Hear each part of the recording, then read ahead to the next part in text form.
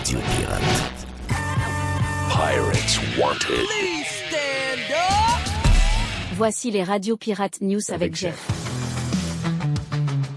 Bizarrement, aujourd'hui, nos radios Pirate News, c'est quelque chose... c'est des leftovers. Je me demande si c'est pas quelque chose que j'ai ramassé de la fin de semaine, Jerry. Mais regarde, on va parler de ces sujets-là après.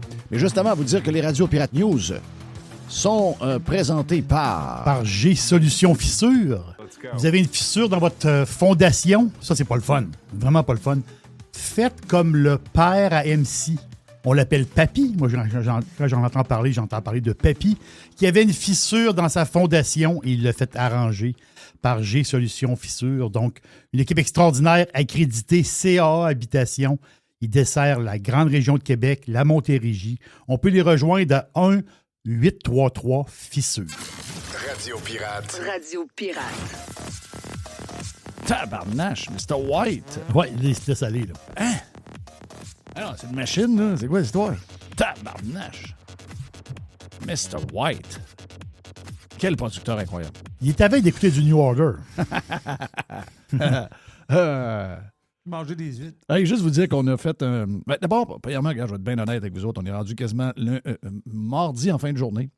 J'ai dit, oh boy, j'ai tabarnak. Il y a deux sujets que j'ai oublié de vous parler parce que j'ai fait un Radio Pirate News pour la journée de mardi. Puis finalement, j'ai pas pris mes sujets. Mais j'ai dit, on peut pas passer à côté de ça. Il faut parler de ça. Donc, vous avez un genre... Moi, j'appelle ça des leftovers. Et juste vous dire qu'avant qu'on fasse ces leftovers-là, nous autres, on travaille la semaine. OK? On travaille pour de vrai. Et on a fait... d'abord, on a fait Joamel, qui va être disponible aujourd'hui. Donc, peut-être qu'il est même déjà disponible depuis ce matin. Je ne sais pas l'ordre à lequel Mr. White va les déposer. Donc, ça, on a fait ça hier avec Joe. On a vraiment... Hier, avec Joe, ce qui était le fun, c'était... On était quasiment dans un cigar room. Tu as remarqué? On était comme... oh, yes, c'était cool.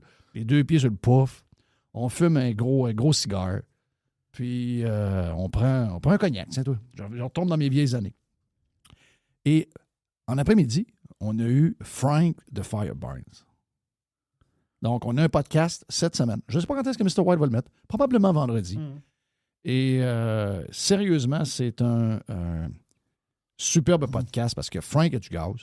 Oui. Il y a un nouveau livre qui s'appelle Soirée Tapas. Soirée Tapas. Et il nous présente des boîtes pour le Black Friday chez Fireburns. Vous l'avez sur le site.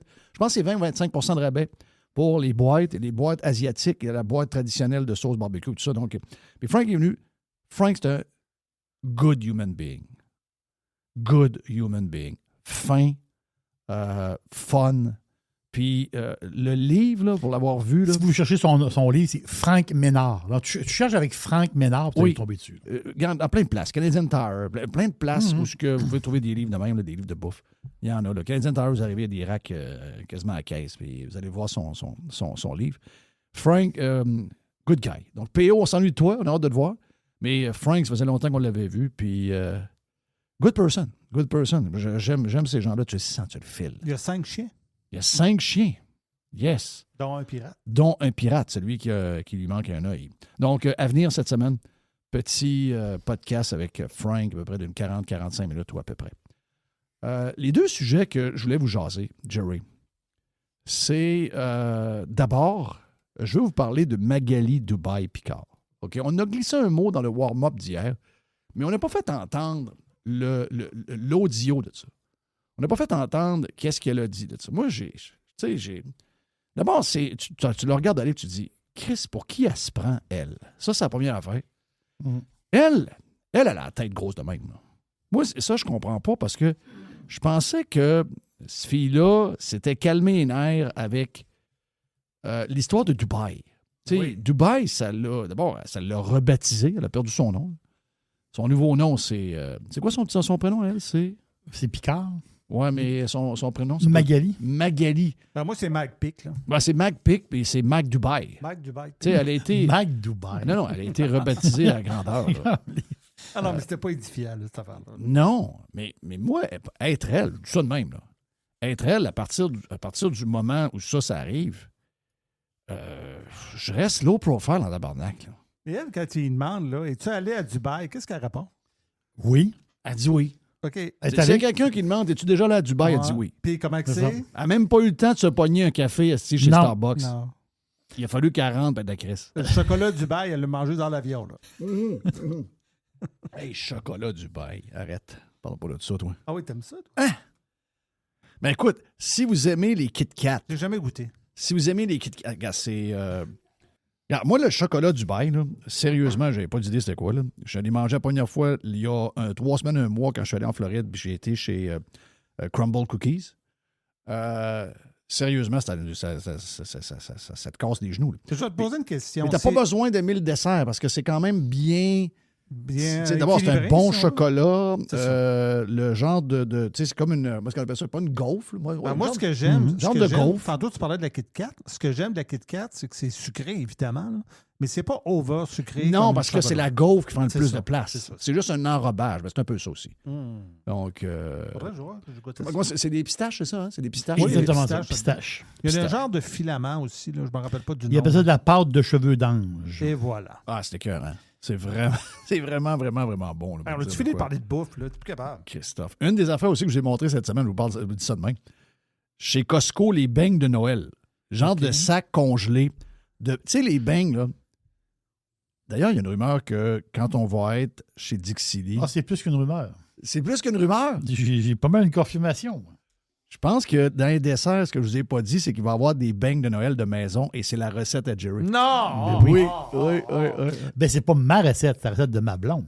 OK, la recette de ta blonde. Oui, excusez. mais qui est une recette qui, d'après moi, qui date des temps immémoriaux. Mais je pense qu'il y avait toute la même recette un peu, non? Oh, Oui. c'est Oui, ça. hein? Bon. Parce que moi, la recette de la mère Chez de nous, ma ça goûtait- grand-mère, bon, ça goûtait pareil. Chez puis nous. après ça, ma C'est ça. grand-mère l'a faite avec ma mère, Voilà. puis les C'est une recette qui a plus sœurs. que 100 ans. là. C'est ça. Ça date de... Moi, j'adore moi? j'adore ces beignes-là. Moi, j'aime ça, les beignes qui sont à rien.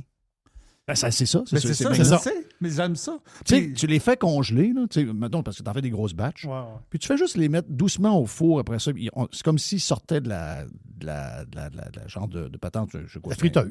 Genre de friteuse. Exactement, dans de l'huile, en fait. Mais tu C'est sais que Jerry, quand il en fait à chaque année, Il fait un petit sac. il faut qu'il m'en apporte. Ben oui. Ah oui. Moi, j'aimais ça mettre un peu de De poudre de... un peu de poudre de sucre en poudre. Sucre en là, poudre, petite C'est affaire. ça. Petite affaire, juste pour dire. Mais là, il y en a chez Costco. Puis je ne sais pas s'ils vont l'avoir tout le temps parce que il y avait quelqu'un là, qui faisait un genre de show avec un petit micro. Là, là j'ai acheté ça avec la poudre inclus. Mais tu les mets dans le air fryer. Donc, il n'y a pas. Ouais. Mais ça goûte exactement la recette de Mais nos ben, grands-mères. c'est Tu sais, des fois, ils nous le disent. Ouais, ça. Là, finalement, tu sais, il y avait comme des taste and tips. Là. Donc, j'en prends un, puis je goûte à ça. Puis moi, je suis très sceptique tout le temps. Ouais, ça goûte pareil comme les grands-mères. C'est pas vrai, ça. Tu sais, le gars, il avait. C'était un noir, là, il était drôle. Là, si... Là, je me disais, c'est drôle, pareil, que le gars est en train de faire un pitch sur des affaires qui sont très, très, très québécoises. Et là, je goûte à ça. Hein? Ah, ben, tabarnak, ça goûte exactement comme les beignes de notre temps. Que le monde le fait encore aujourd'hui. Exact, Là, c'est que ça. le monde le fait encore. Écœurant. Donc, tout ça pour dire que Dubaï, on a passé de là. Oui. Oui, Elle est revenue de Dubaï, là. elle est revenue de Dubaï. Elle est revenue de Dubaï. Mm. Mag. Mais Mag, Chris, c'est quelqu'un qu'il faut qu'il l'attache. Sérieux, là. Non, sérieux, c'est quoi, là? Je l'ai vu passer, puis je l'ai même pas entendu. C'est. D'abord, tu le dis, t'écoutes ça, tu dis, voyons, pour qui tu te prends, toi, Chris? Je sais pas si elle a un chum, je sais pas si elle a une blonde, je sais pas. Mais il y a quelqu'un qu'il faut qui y parle, là. Mm. T'es qui, toi? Toi, t'es. Elle, c'est quoi? C'est la FTQ, c'est ça? FTQ, c'est ça. FTQ, bon. Il y a quelqu'un quelque part à FTQ qu'il faut qu'il a fait un esti de power trip. Et mon feeling, c'est que les membres de la FTQ, ils ont genre honte d'elle. Ah. Tu sais, quand c'est too much. D'abord, elle n'a pas l'air. Juste de dire qu'ils ont. Excuse, parce que j'ai pris une gorgée. Il y a. Tu sais, pour moi, la FTQ, c'est comme. Je sais pas, comme le feeling que c'est lié à la construction. Donc, moi, si je vois un gars que je vois qui a déjà été un foreman de ce chantier, puis il est devenu genre le chef de la FTQ, ça fait. Mais elle, je sais pas d'où ce qui arrive. Mais sérieusement, elle est déplaisante en tabarnak. Et écoutez bien la vidéo, vous allez capoter. À partir de janvier, on a des bureaux régionaux partout au Québec avec des conseillers extraordinaires qui font un job extraordinaire. À partir de janvier, Métallo, tous les syndicats affiliés à la FTQ, on va vous demander de nous donner 2-3 personnes de vos membres chaque mois on va préparer des questions et on va leur demander d'aller rencontrer des partis d'opposition. Le Parti québécois, oui, le Parti libéral, s'il y a Québec solidaire. On ne perdra pas notre temps à aller voir la CAQ, là. On les ignore, ils sont morts. On n'ira pas voir le Parti conservateur. Super. Hein? On ne leur donnera pas d'exposure. Il est assez heureux de même. Là. Il y en a un peu, il est tout énervé, notre ami, là. Bon. Éric Duhem. Là. Excuse-moi, là. Oui, non. Chris, s'il y en a une qui est énervée d'avoir du spotlight, c'est toi, là. Il est énervé d'avoir du spotlight. C'est un gars qui est chef d'un parti politique qui a ramassé à moins de 1 % et le parti rendu à 14 %. Et il y a 530 000 personnes qui ont voté pour ce parti politique-là. C'est 530 000 Québécois, dont des membres de la FTQ en passant. Mm-hmm. Tu sais, toi, excusez-moi, là, mais si Éric Duhem, il y a autant d'affaires là que... Puis même pour la CAQ, c'est quoi ton problème à toi? La CAQ, moi, ce que j'ai vu le premier ministre dans ton bureau, bien contente de voir le premier ministre, elle est allée le voir 2 fois, quasiment lichage de raies et de pieds. Ah, ouais, donc, ben ouais, les grands parages. Là, d'un coup, c'est décide que c'est fini. Ben ouais, donc. Et tu sais, c'est un genre de réunion, dans une salle de la FTQ, mais c'est fait devant public, enregistré puis streamé quelque part. Mais qu'est-ce que c'est ça? Ça, c'est devant l'espèce de rassemblement de métallos. Là. OK. Métallos, c'est des gars d'usine. Là. Wow. En grande majorité. Là. Non, mais ça fait pas pantoute, là. Ça fait pas pantoute. Mais je peux comprendre le désarroi des syndicats. Qu'est-ce qu'il y a, là? Pourquoi? C'est quoi cette affaire-là? Parce que là, elle est quasiment en train de dire au monde pour qui voter. Non, mais les autres, ils vont tout faire, Jeff. Ils vont se battre. Là, tu peux pas t'imaginer. Mais c'est quoi le cœur de la... C'est quoi leur affaire qu'on va arrêter le Québec, on va mettre le chaos, ça sera la guerre. Ils sont prêts à le faire, là. Mais c'est quoi la patente? Le cash. Monnaie. OK. On va t'expliquer la patente. Explique-moi ça. OK. La FTQ, c'est... Je vais faire ça le plus simple possible. Écoute, je ne suis pas dans la patente là, à 100%. Là. Mais je vais faire un résumé facile à comprendre. La FTQ, c'est 2500 syndicats locaux. OK. Tu as la FTQ, mais tu as plein de petits syndicats locaux. Est-ce qu'on sait combien il y en a de syndiqués dans la FTQ? Tu veux dire le nombre de syndiqués FTQ? Ouais. Je ne sais pas. Okay. Ouais, demande ça à Grok. La face, c'est qu'avec la nouvelle loi, qu'est-ce qu'elle va demander, la nouvelle loi? Elle va demander quoi? Un audit comptable. OK. La face, c'est que le gouvernement va obliger. On dit le syndicat, puisqu'on parle de la FTQ en tant que tel, mais le gouvernement va demander à chaque syndicat local un rapport sur leurs finances. OK. Et c'est ça le but. Pour savoir que les gens qui payent du syndicat, est-ce que mon syndicat local fait des parties avec mon argent? Parce qu'on comprend la patente, ils veulent. C'est ça que le gouvernement veut ouvrir les livres, veut que ça soit public, les livres comptables des syndicats. OK. À la base, ça ne fait pas l'affaire. Mais qu'est-ce qui dérange là-dedans? Attends. 600 000. Hein? Ah oui. 600 000? J'ai mis ça à 1000 $ par personne? C'est plus que ça. C'est 44 des travailleurs et travailleuses. Mets la 1000 $. OK, ouais, mettre à 1000. Donc, les syndiqués au Québec, là, c'est 44 c'est de la FTQ. Ça peut, tabarnak. 600 000? 600 000. Ça peut. Wow. 600 000. On les met à 1000. On est smooth. Là. Oh non, mets-la à 1000. On est smooth. Mets-la à 1000. On est très, très smooth à 1000 $. Voilà, mets-la à 1000. C'est 600 millions de dollars. C'est ça. Attends, OK. Je m'en vais là. Il y a 600 millions de dollars dans patente? Oui. Ça peut. Et là, si tu as 2500 syndicats locaux, oui, le gouvernement va demander à chaque syndicat local un audit comptable. L'audit comptable, est estimé à 10 000 chaque audit. Oui. Parce que c'est des comptables OK, qui font de la comptabilité. Veux-tu que je sorte la calculatrice? OK. Donc, 2000 combien? 2000? 2500 à 10 000 piastres. OK. 2500 à 10 000 Ça fait 25 millions. OK, 25 millions. Donc, il y a un premier 25 qui saute. C'est ça. Mais c'est pour ça qu'elle va se battre. Ils veulent pas payer le 25 millions. OK.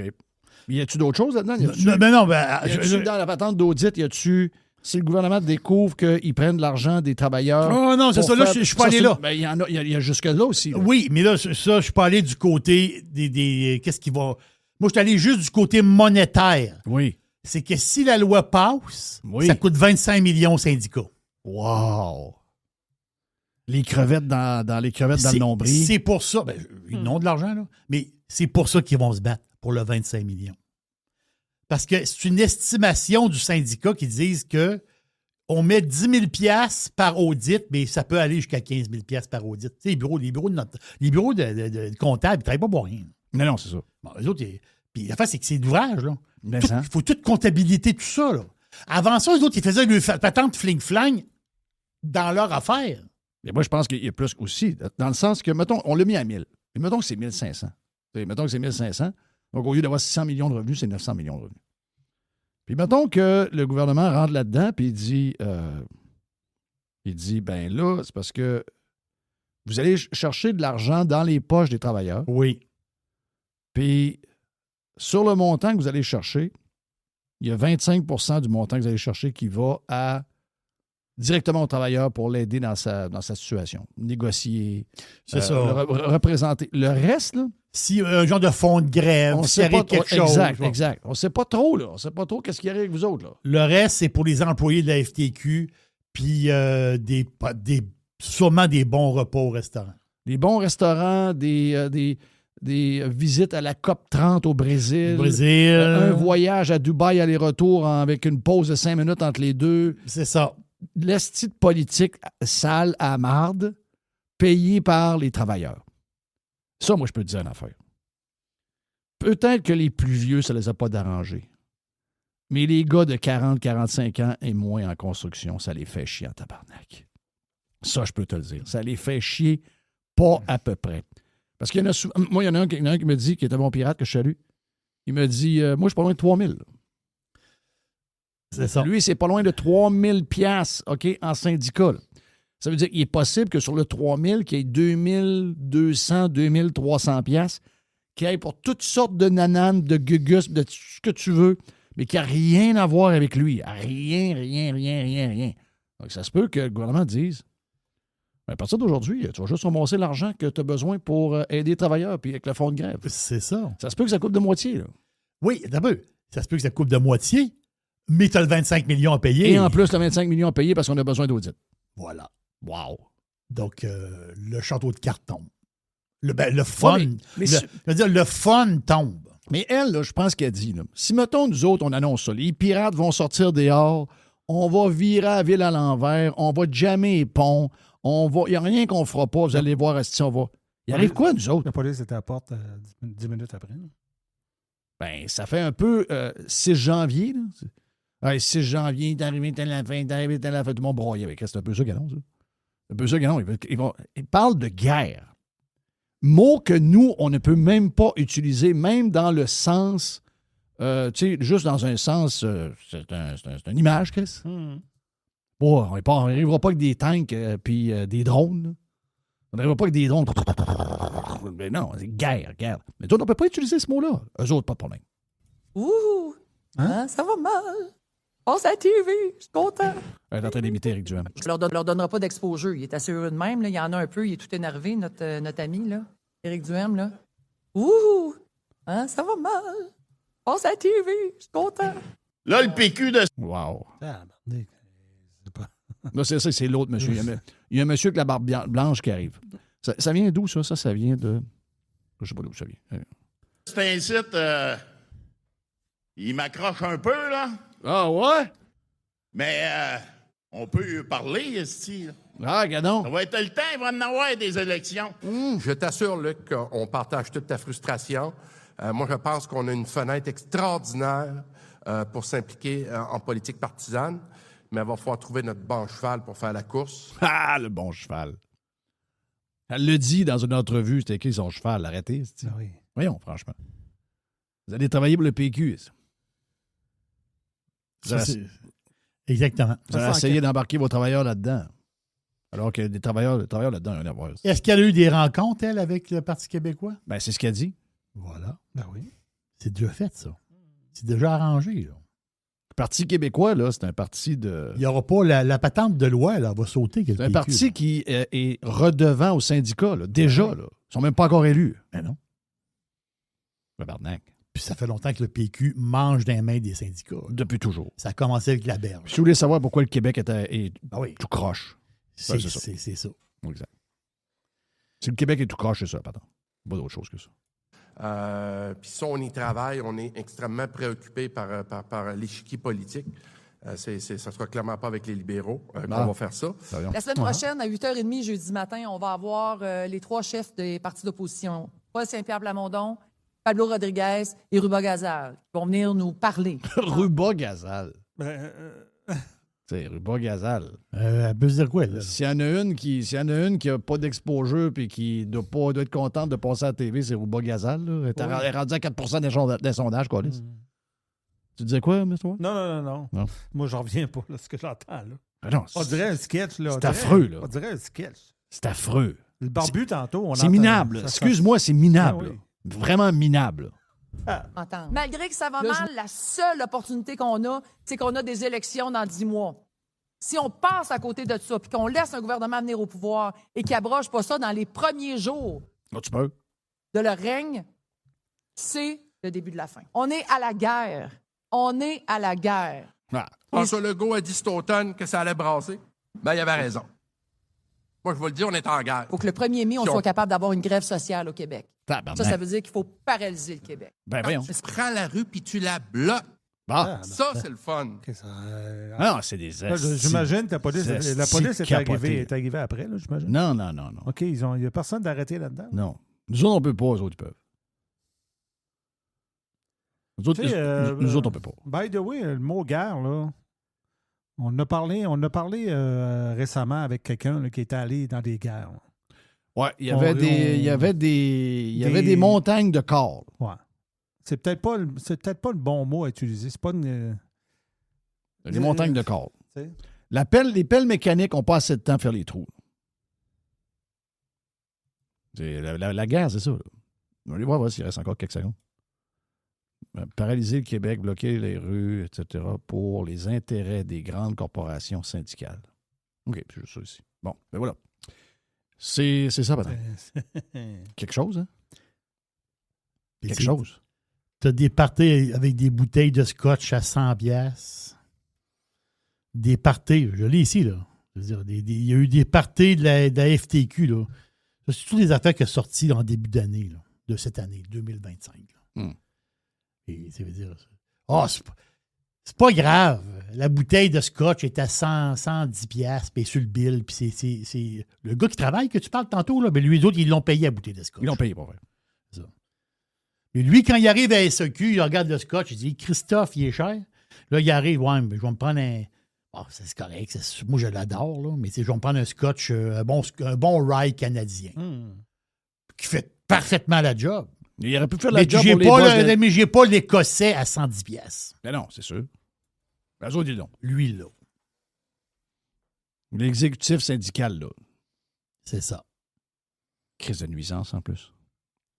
Si les syndicats d'un territoire, c'était la réponse à la prospérité, on est de loin les plus syndiqués en Amérique. Et de loin. On le saurait, Nestie.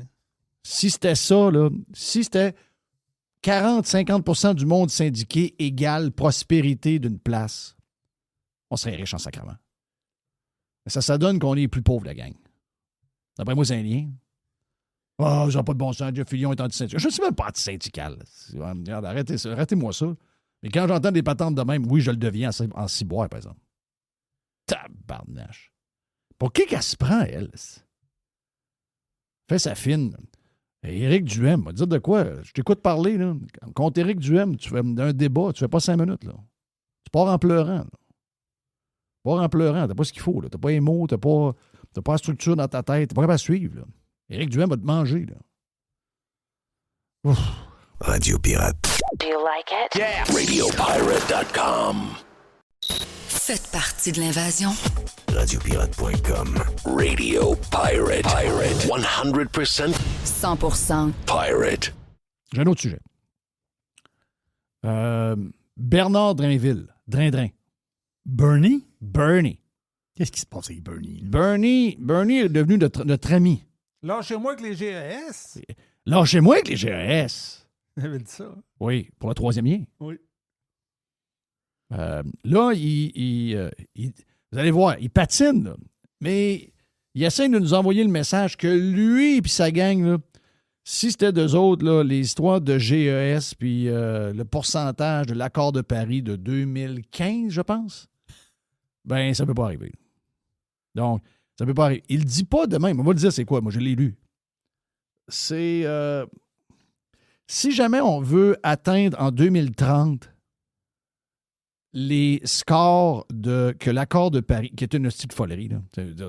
Ça s'entend que n'importe quelle personne brillante, il ramasse ça, il rentre au gouvernement, il devient PM du Québec, il regarde ça, il dit, colle ça à la poubelle, c'est fini.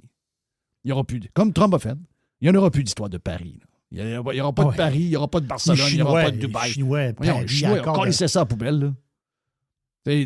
Donc là, nous autres, pour se rendre... Pour les Chinois, là, l'accord de Paris, là, c'est une soirée au French Cancan. Ben oui, exact. Les autres, ils comprennent pas. Ou ils prennent du Bordeaux de la soirée. Ben oui. L'accord de Paris, lui, c'est l'accord mai 20. Là. Ben oui, c'est ça. Ben oui, il n'y a pas d'histoire de pète de vache, non, puis de pas combien de chars. Ça, c'est nos histoires à nous autres, là. C'est des patentes de n'importe quoi, ça. Tu sais, à la grandeur du territoire qu'on a, je veux dire, nous autres, on n'a rien à voir là-dedans. Là. On n'est même pas... Malheureusement, on n'est pas assez riche pour polluer. On n'est pas assez de monde pour polluer. On n'est pas assez sur un petit territoire. On n'est pas assez densifié pour polluer. On n'est rien de ça. Là. Mais nous autres, on aime être des gens de citoyens du monde, puis on se trouve de l'importance là-dedans. Mais là, Bernard Drainville est allé, puis il dit, ouais, il dit, si on y va pour l'accord de Paris, il dit, il y a un problème, là. C'est que si on se rend au chiffre, ben, il va falloir faire des sacrifices. Il ne dit pas dedans. Je pense pas. Je ne me suis pas rendu jusqu'au bout, mais j'ai été quasiment jusqu'aux 3/4. Mais il ne dit pas parce qu'il y a Patrice Roy qui revient. Mais là, vous dites, là, puis Patrice qui revient. Donc l'autre, il patine à cause de Patrice. Mais ça va faire mal. Ah oui, c'est ça qui va dire que ça va faire mal. Mais on va dire, c'est quoi, moi, les chiffres que j'ai vus? C'est que si jamais on veut se rendre à l'histoire de patente de Paris, là, c'est des milliers de jobs dans le secteur de l'aluminium. Ouais. Ils disent 10 % de moins. C'est une production de 10 % de moins. C'est des milliers de jobs. Ça gagne combien quelqu'un à l'Alcan? Ça gagne 125 000, 150 000 par année. OK? Ça veut dire beaucoup de trocs de transport de 53 pieds. Salut les boys. Beaucoup moins. Ça veut dire beaucoup moins de voitures sur les routes. Un gros pourcentage de voitures de moins sur les routes. On est obligé d'enlever ça, là, parce que sinon, il n'y arrivera pas. Là. Ça veut dire des chauffages dans la maison à 18-19. Là. C'est ça, là. Cette maladie mentale-là. Je vais lui donner à Drainville. Drainville, au moins, il y a ça. Tu sais, c'est un populiste, Drainville. Mais j'aime mieux un populiste qu'un esti de bonhomme ou de bonne femme complètement déconnecté puis complètement zouf. De même pas être capable de voir que non, ultimement, il faut vivre, les amis. Là. On ne sauvera pas la planète, mais que finalement, on va quasiment en mourir dans nos appartements de fret, puis qu'on ne sera pas capable de se déplacer et d'aller nulle part, on aurait des vies misérables. Come on! Donc, écoutons Patrice Roy. C'est Patrice Roy. Patrice Roy. Mais non, mais Bernard, il y a Bernard. Ça va faire bang! Mais... on y va. Là, j'entends, puis hier... Là, j'entends... Je pense toujours que tu exagères quand tu limites. Hein? Non. Mais finalement, sa vraie voix est encore pire. Oui, c'est... Là, j'entends que... Okay. Là, j'entends, puis hier, j'étais à TVA, puis j'entends... Vous dites, il serait trop coûteux, on va peut-être voir le tableau ensemble, de ne pas ajuster les cibles vers le bas. Parce que si on garde notre objectif, je le rappelle pour les gens qui nous écoutent, de moins 37 % en 2030 des cibles de 1990, autrement dit, polluer 37 % de moins qu'en 90, atteindre ça en 2030. Vous dites que ça coûterait une fortune arriver à ça. Est-ce que je résume bien? On n'a pas trop compris, là, mais vas-y, bon. Moi... Ben, en fait... Excuse-moi, demande-moi pas de répéter la question. Oh, non, on n'a pas trop compris, là, mais en tout cas... Le document de consultation que nous avons déposé, parce que les consultations commencent demain, dit que pour atteindre la cible de moins 37,5 d'ici 2030, si on décide de faire cette réduction des GES là, à 100 % sur le territoire du Québec, c'est 38 milliards de PIB en moins. 38 milliards. Donc, il y a un coût économique. Et puis là, le document, puis c'est pas moi qui l'ai fait, le document, ça a été préparé par les experts du ministère. Il donne des exemples. Qu'est-ce que ça veut dire, ça, cette diminution de 38 milliards? Bien, ça veut dire, par exemple, diminuer de plus de 10 % la production d'aluminium au Québec. Donc, pour atteindre la cible de moins 37,5, il faudrait diminuer, par exemple, la production d'aluminium. Ça, l'aluminium, là, je vous le rappelle, c'est ce qui est frappé par une surtaxe de 50 % que Trump nous a imposé. Alors, moi, ce que j'ai dit... Zéro rapport à la discussion. Si on est pour atteindre la cible de 37,5, il faut dire aux Québécois, Patrice, voici les efforts qu'il va falloir faire pour atteindre ce chiffre-là. Il faut arrêter de faire une surenchère de cibles pour bien paraître, là, parce que les deux autres partis, eux autres, sont à moins 45, PQ libéraux, eux autres, c'est moins 45. Hey, le PLQ puis le PQ et les libéraux sont à 45. Puis QS est à 50. Je vous le dis, là, si on atteint ces chiffres de cave-là, on reste chez nous, puis c'est la COVID à longueur d'année. Il n'y a plus d'économie. Là. Il n'y a plus rien. Il ne se passe plus rien. Il se passe plus rien. C'est des idéologues, ces gens-là. Là. C'est des vrais maniaques. Là. C'est des vrais crises de fous. Là. Ces gens-là sont complètement sautés sur le crinque. Et là, Bernard, il faut qu'il se force pour essayer de faire comprendre à Patrice, parce que Patrice, ouais, mais là, Patrice, il a peur. Il a peur des réchauffements, il a peur d'avoir chaud. Oui. Patrice, il a peur. Donc lui, Patrice, 200, 250 000 par année, Radio-Canada, job pour l'éternité. Lui, il est encore lisse. Lui, que le gars d'Arvida se fasse couper à 150 000 puis il est dans la merde avec sa famille. Ça ne changera rien de sa vie, lui. Absolument rien. 0, 0, 0. Québec solidaire, eux autres, c'est moins 55. Mais ils ne nous disent pas comment ils vont atteindre cette cible-là. Et moi, ce que je dis, c'est que si on est pour se donner une cible, il faut qu'elle soit ambitieuse, oui, mais il faut qu'elle soit atteignable. Puis il faut dire aux gens qui nous écoutent, voici ce que ça va impliquer comme effort économique pour atteindre cette cible-là. Puis c'est pas vrai qu'on va passer à côté de ce débat-là. Mais j'ai une petite affaire pour Bernard. Bernard, c'est une belle affaire, là. Mais dans la société d'aujourd'hui, là, si vous parlez avec des gens qui écoutent la TV à longueur de journée et qui ont peur du réchauffement climatique, si tu leur dis on va couper 1000 jobs dans les aluminiums, le monde s'en calisse. Si c'est son mari, non. Si c'est son fils, non. Mais s'ils connaissent personne qui vont être touchés par ça, les Québécois sont tabarnak. Ils en crissent. C'était pas le même il y a 20 ans, c'était pas le même il y a 30 ans, c'était pas le même il y a 40 ans, mais aujourd'hui, c'est rendu le même. Là. Le monde s'en calisse. Ah, les enfants vont pas à l'école pendant la COVID, ils ne voient pas de monde, ils n'auront pas de party de fin d'année, ils font pas le sport, ils font pas le compétition, ils font pas le tournoi pays. Oui, ils sont en calisse. C'est le même que le monde est rendu. Là. C'est capoté, Jerry. Là. L'aluminium au Québec, c'est 10 000 employés. Production primaire. Mm-hmm. Transformation, fabrication, produits finis, c'est presque 30 000 employés. Quand même. Si tu vas jouer là-dedans, à coup de 10 %, oui. C'est du monde qui ont une maison qui s'en va en appartement. Là. Oui. Bon, on va avoir des maisons moins chères.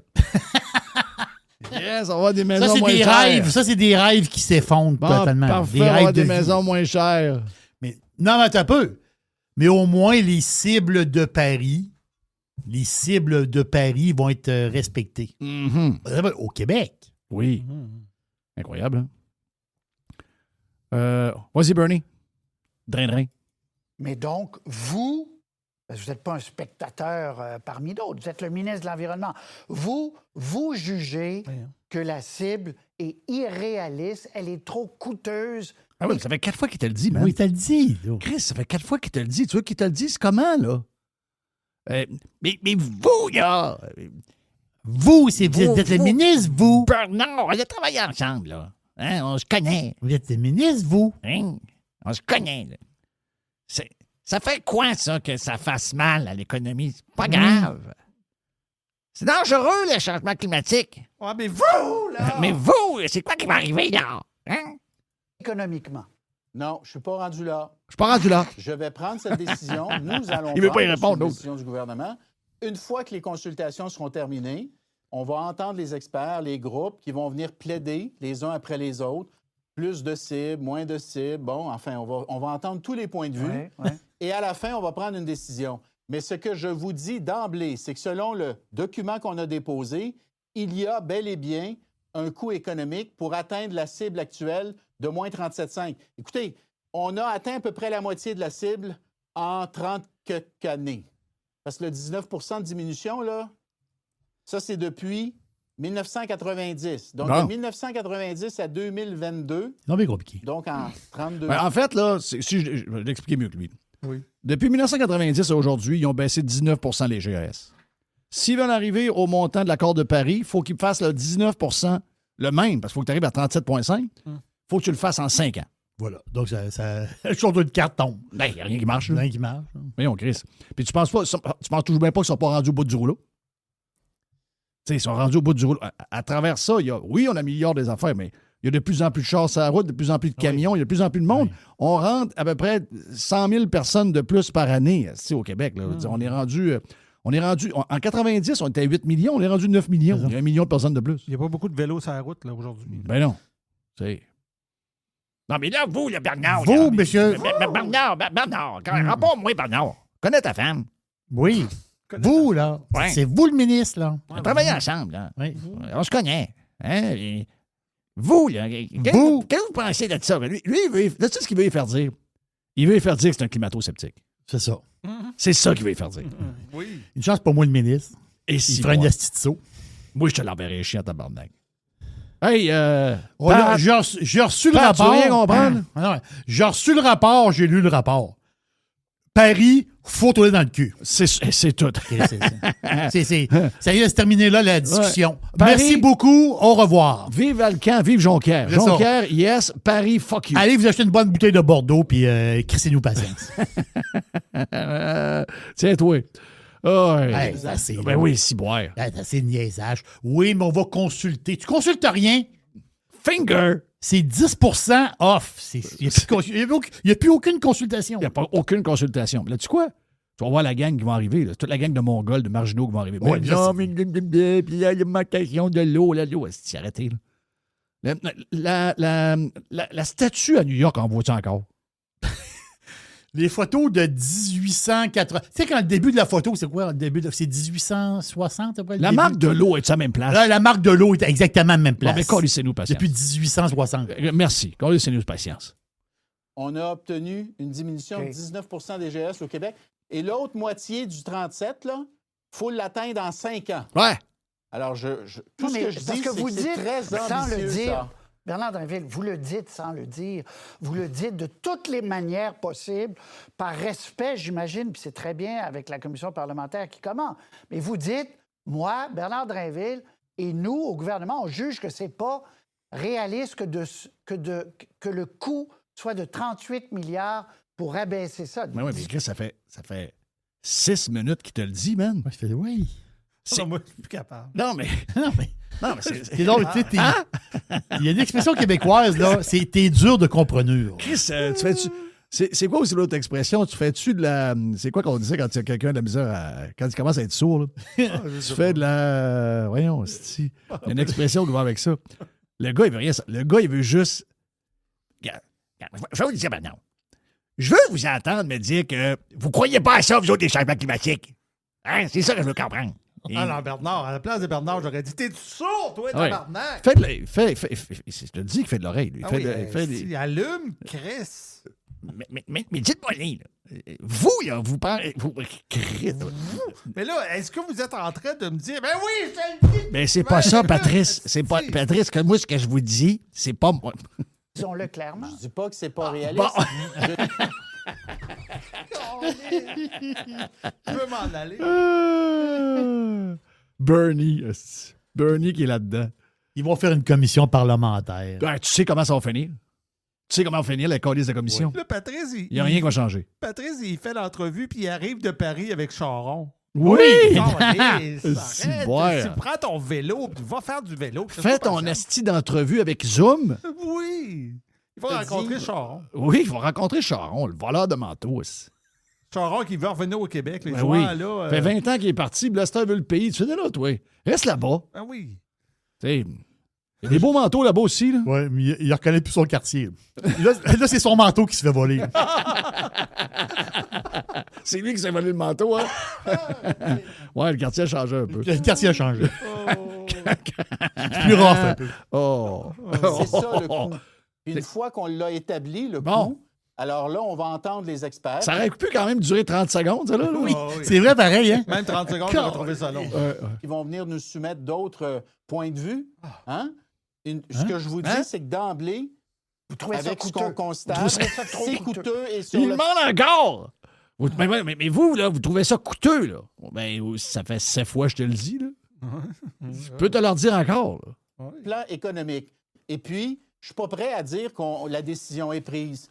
Mais ce que je dis, c'est qu'il y a un coût économique. Puis moi mon mandat, là, c'est de protéger le climat, mais c'est de protéger également les emplois. Et je dis, les partis d'opposition qui sont encore plus ambitieux ont la responsabilité de dire aux Québécois comment on va l'atteindre, leur cible, qui est encore plus élevée que la nôtre. Oui. Depuis que vous avez été nommé à l'environnement, il y a eu un changement de commande, là, un changement. On veut vous êtes plus green, regarder davantage l'implication sur les emplois, sur l'économie. C'est un fait, ça. Il y a eu ce virage-là, n'est-ce pas? Ben, je veux dire, c'est pas moi le virage, votre c'est pas le mandat. gouvernement le virage. Non, mais c'est Trump le virage, Patrice. Ben oui! C'est Trump le virage. Trump a fait sauter toute la politique climatique de Biden. Il n'y en a plus. La politique d'électrification des transports, il n'y en a plus. La politique de transition énergétique, il n'y en a plus. La politique de technologie verte, il n'y en a plus. Bernie fait la même chose à Ottawa. L'Ontario fait la même chose. La Colombie-Britannique vient de le faire. Ouais! Alors, moi, ce que je dis, c'est qu'il faut rester ambitieux. Parce que la cible de 37,5, c'est une cible ambitieuse. OK? Puis, alors moi, je veux qu'on reste ambitieux. Pas visible, Carlis. Le Québec, là, on est les premiers actuellement en Amérique du Nord. C'est nous qui produisons le moins de GES par habitant. Bon, mais non, mais ça, il faut le dire, ça. Non, mais on le dit tout le temps. Alors, on est premier, est premier. OK, mais ce que vous dites... Je veux qu'on reste premier. Mais ce que je dis, c'est que ça va faire mal. Il faut également prendre en considération, mettre dans la balance, plus qu'avant, l'économie puis les emplois. Oui, plus qu'avant. Parce que vous dites, le Québec ne peut pas être une île et on est entouré de gens qui ont changé leur position sur l'environnement. Voilà. Oui, mais attendez, nous devons, nous aussi au Québec, changer notre position sur l'environnement, donc. On doit s'ajuster sans renoncer. On doit s'ajuster réduire sans les abandonner. Cibles. Réduire les cibles. On va faire la consultation. Puis après, on prendra la décision. Très bien. Mais il faut trouver le juste équilibre. Moi, je cherche l'équilibre. Je suis plus capable. Je veux qu'on reste ambitieux, mais il faut que ce soit des cibles qui sont atteignables. OK. Là, t'aurais pu juste dire « fuck les GES ». Hey, excusez-moi, là, ça a duré... Je vais te le donner, le chiffre. Ah, mais c'est du vent. Là. Ça a duré 6 minutes 43, là. Pourquoi? Pour absolument rien. Tu sais, il y aurait eu une question de Patrice, là. Tu sais, genre, puis les GES, Bernard. Puis Bernard répond « fuck les GES ». Oui. Ça aurait fini. Puis fuck Paris. Puis vive l'aluminium. Puis vive le Québec. Puis love Trump. C'est ça, puis il se lève, puis il s'en va. Ouais. Ça finit là, passe à d'autres choses. Fais la météo après. Tu t'en vas, puis tu mets ta calotte rouge, tu décrisses. Oui. Bon. C'est bien compliqué, là. Et là, vous dites. C'est-tu ce que vous dites? Non, mais C'est c'est ce que vous dites, ce que vous dites. On se demande après ça, le monde qui écoute, comment ça qu'ils sont ces pédules? Ben voilà. Tiens, tu viens d'avoir ton... C'est pour ça que j'avais des leftovers que je ne pouvais pas passer à côté. C'était bon. C'est ça, à vous? C'était comme un labo. Oui, c'est un genre de labo. C'est un genre de labo. Oui. Ben voilà pour nos Radio Pirate News d'aujourd'hui. Puis, il ne faut pas oublier, Jerry, nos Pirate News d'aujourd'hui sont présentés par... G-Solution Fissure. Infiltration d'eau, ça, c'est pas le fun. Une fissure dans le solage, ça, c'est vraiment pas le fun. Il y a plusieurs types d'injections qu'on peut faire. On peut faire injection d'époxy et injection de polyuréthane, injection de coulis de ciment. Donc, il y a plein de solutions. Mais justement, c'est G-Solution Fissure qui est là pour vous. La grande région de Québec, la Montérégie, 1-833 Fissure, ils vont vous aider. Wow! Good job, my friend. Good job, my friend. Ben voilà pour les Radio Pirate News.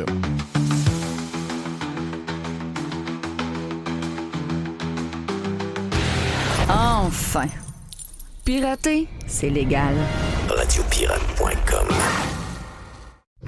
Radio Pirate. Faites partie de la révolution.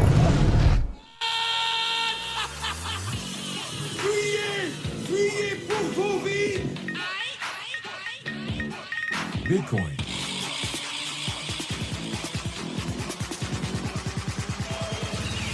Drill, baby, drill, right? Drill, baby. Oh, yeah. Jo, je vais prendre la balle au bon parce qu'on jase toujours avant de commencer à faire l'enregistrement du podcast, mais c'est drôle parce que j'ai eu le même réflexe hier. Hier, je regardais des affaires que les gens m'écrivent. Je me disais, mais voyons, qu'est-ce qui se passe avec les nationalistes et les péquistes québécois? Ils sont donc bien enragés. C'est quoi cette affaire-là? Je dis, qu'est-ce qu'ils cherchent à avoir avec ça, de toujours partir en guerre avec tout le monde? C'est quoi leur but? Leur but, c'est pas d'avoir du monde, c'est pas de se rendre à 50 plus 1. Si je fais la mathématique, eux autres, il faut qu'ils soient hyper gentils avec tout le monde. Chris, c'est des enragés. Je suis quasiment sur le bord de prendre des screenshots et d'envoyer ça à PSPP et de dire « Hey, man, calme ton monde. Ta gang en entour de toi, c'est des dangereux ciboires. » Écoute, beaucoup de frustration, beaucoup de nervosité aussi. On sent que le projet de vie de beaucoup ne tient qu'à un fil. Donc, non, mais tu sais, beaucoup de gens qui devraient se trouver des hobbies là-dedans. Là. Commencer le golf, les échecs peut-être, là, quelque chose, un petit exercice mental peut-être pour vous divertir. Là. Beaucoup de gens qui sont all-in dans le projet de vie et qui nous impliquent par la bande. Là, c'est pas un projet anodin. Donc, c'est totalement légitime de critiquer le projet, de l'analyser puis de le critiquer comme on faisait un peu avec l'histoire de la devise. Beaucoup de choses qui sont prises pour du cash là, en passant. Là, je regarde l'analyse et la critique des médias. C'est pris pour... écoute, on a parlé de ça comme si c'était la finale, même pas. Sinon, on parlait plus de la finale d'Occupation Double. Je savais même plus que ça existait en passant. J'ai quand même fait le saut. Là. Tu vois que j'ai quand même bien branché sur l'actualité du showbiz québécois. Mais non, c'est ça. C'est légitime d'analyser et de questionner ce projet-là. À la base, on en a parlé à plusieurs reprises. On n'est pas fermé sur le fond, mais les acteurs qui poussent ça, c'est loin d'être rassurant pour les gens comme nous qui ont une considération plus au niveau des libertés individuelles, la protection de la propriété privée. T'sais. Si on veut faire un pays, on veut améliorer notre sort d'un point de vue réglementaire, d'un point de vue de la juridiction dans laquelle on veut vivre. Et en étant le voisin du géant américain, c'est arrêter de nous parler de l'indépendance de la République tchèque. Là. Ça n'a aucun rapport avec ce que le Québec pourrait être. Là. Mais tu sais, je veux juste dire, ils ont sorti Claude Charon, là, qui habite en France depuis je sais pas un mois de temps. C'est un Parisien. Là, non, mais ils ont quand même toute une coalition, pareil. Hein? Ils ont l'ancien terroriste, ils ont l'actrice porno de YouPorn. Après ça, il y a un ancien voleux de manteau. Et là, c'est tout un line-up. Là. Mais ça, c'est boire. D'ailleurs, qu'est-ce qu'il vient faire là-dedans, lui, le gars de Charon? C'est quoi patente? Là? Ben là, ils sortent les vieilles marionnettes là, du mouvement. C'est sûr que Dans les derniers mois, je pense que tu as Lucien Bouchard qui a émis des doutes sur le référendum. Il a invité PSPP à revoir sa position. Tu sais, quand tu as un ténor comme ça qui remet en question le projet, ça doit être. C'est un coucou, ça, Jeff, Lucien Bouchard? C'est un coucou de la Radio de Québec, ça? Oui. Ouais, c'est ça. Puis Micharon dit totalement le contraire de Bouchard. Il dit, ah oui? Oui, Charon, il dit c'est pire de pas faire de référendum que d'en faire un et de le perdre. Non, c'est des malades. C'est des gens-là, c'est des gens qui sont dangereux. C'est des gens qui sont. C'est le jusqu'au boutisme. C'est jusqu'au bout, c'est ça. L'expression est bonne. Là. C'est jusqu'au bout. Regarde, tu fais un référendum, ça finit à 36. Veux-tu faire de toi, là, ou quoi? C'est quoi la patente? Là? Moi, je pense qu'il s'en irait vers un résultat qui est plus proche de 80 que de 95. Là. Donc, 80, c'était quoi? C'était à peu près ça, 60-40-ish? 60-40, c'est ça. Ouais. Fait que peut-être même en bas. Moi, je pense qu'on est plus autour de 30 que de 35. Fait que c'est la plage inférieure de l'écart historique là, du score du oui. Donc, il n'y a aucun momentum pour le oui. Il y a beaucoup d'autres enjeux, puis quand on soulève ces enjeux, quand on soulève les enjeux actuels et on pose la question comment la souveraineté adresserait ces enjeux-là, ben on nous dit à peu près n'importe quoi. Là. Si tu regardes le calcul, leur histoire encore, on va aller chercher 90 milliards à Ottawa. OK, c'est parce qu'on paye cet argent-là en taxes, en impôts, mais on a des services. Ben, on a des services. Il y a quand même quelque chose qui est rattaché à ça. Mais eux, c'est comme un gain net, Jeff. Ils vont aller rechercher, chercher l'argent. C'est drôle de comptabilité. Hein? C'est spécial. Ça, là. Drôle de comptabilité. Ben, c'est confirmé. C'est vraiment le gars de cégep qu'on parlait qui est le genre de porte-parole pour vrai. Oui, c'est ça. C'est une question économique. Et puis c'est nous le problème là-dedans. Là. C'est OK. Ben écoutez, moi, on essaie juste de contribuer. À la base, comme je répète, je ne suis pas contre, mais moi, je suis un décentralisateur. Je serais potentiellement pour, mais avec cette équipe-là, sérieux, il n'y a rien à faire. Là. Puis tu vois qu'ils ne sont pas capables, il n'y a aucune assise dans le Québec Inc., il n'y a personne avec ne serait-ce une considération économique plus libre marché. C'est vraiment. Et on a vu les masques qui sont tombés dans les derniers jours, là, on le savait un peu, mais Magali, Dubaï, Picard, quand même dit tout bas. A dit tout haut ce que normalement il se disait tout bas dans le milieu syndical. Là, on voit clairement qu'il y a un deal. On voit l'ennemi, c'est qui? C'est les conservateurs. En fait, c'est assez drôle aussi qu'elle a dit que la CAQ était morte. Là. Ça, c'est drôle, elle a dit la CAQ, on s'occupe plus de ça, c'est mort cette affaire-là. Et font front commun, là, demandent littéralement à tous ses membres puis ses organisations régionales, c'est de l'activisme politique sur le terrain, d'ignorer les conservateurs pour ne pas leur donner de tribune. Mais à cette tuelle que la plupart de ses membres, il y a beaucoup de gens qui travaillent sur la construction. Il y a des gars et des filles, souvent, qui ont des considérations peut-être plus conservatrices. C'est totalement... c'est aucunement représentatif de ses membres. Là. Mais elle, c'est-tu parce que... Je regarde, je le dis bien franchement, c'est-tu parce qu'elle est niaiseuse ou bien c'est une stratégie, ça, là? Tu veux dire, c'était... Ben, c'est un power move, là. Souvent, c'est le genre de choses, normalement, que des anciens chefs syndicaux auraient probablement dit en privé. Oui, un petit cognac. C'est légitime d'avoir des stratégies puis de faire des plans, là, ça c'est correct. Mais de dire ça publiquement quand tu sais que tu es filmé, c'est un power move. Là. La femme, elle se voit comme un acteur politique, important dans le Québec.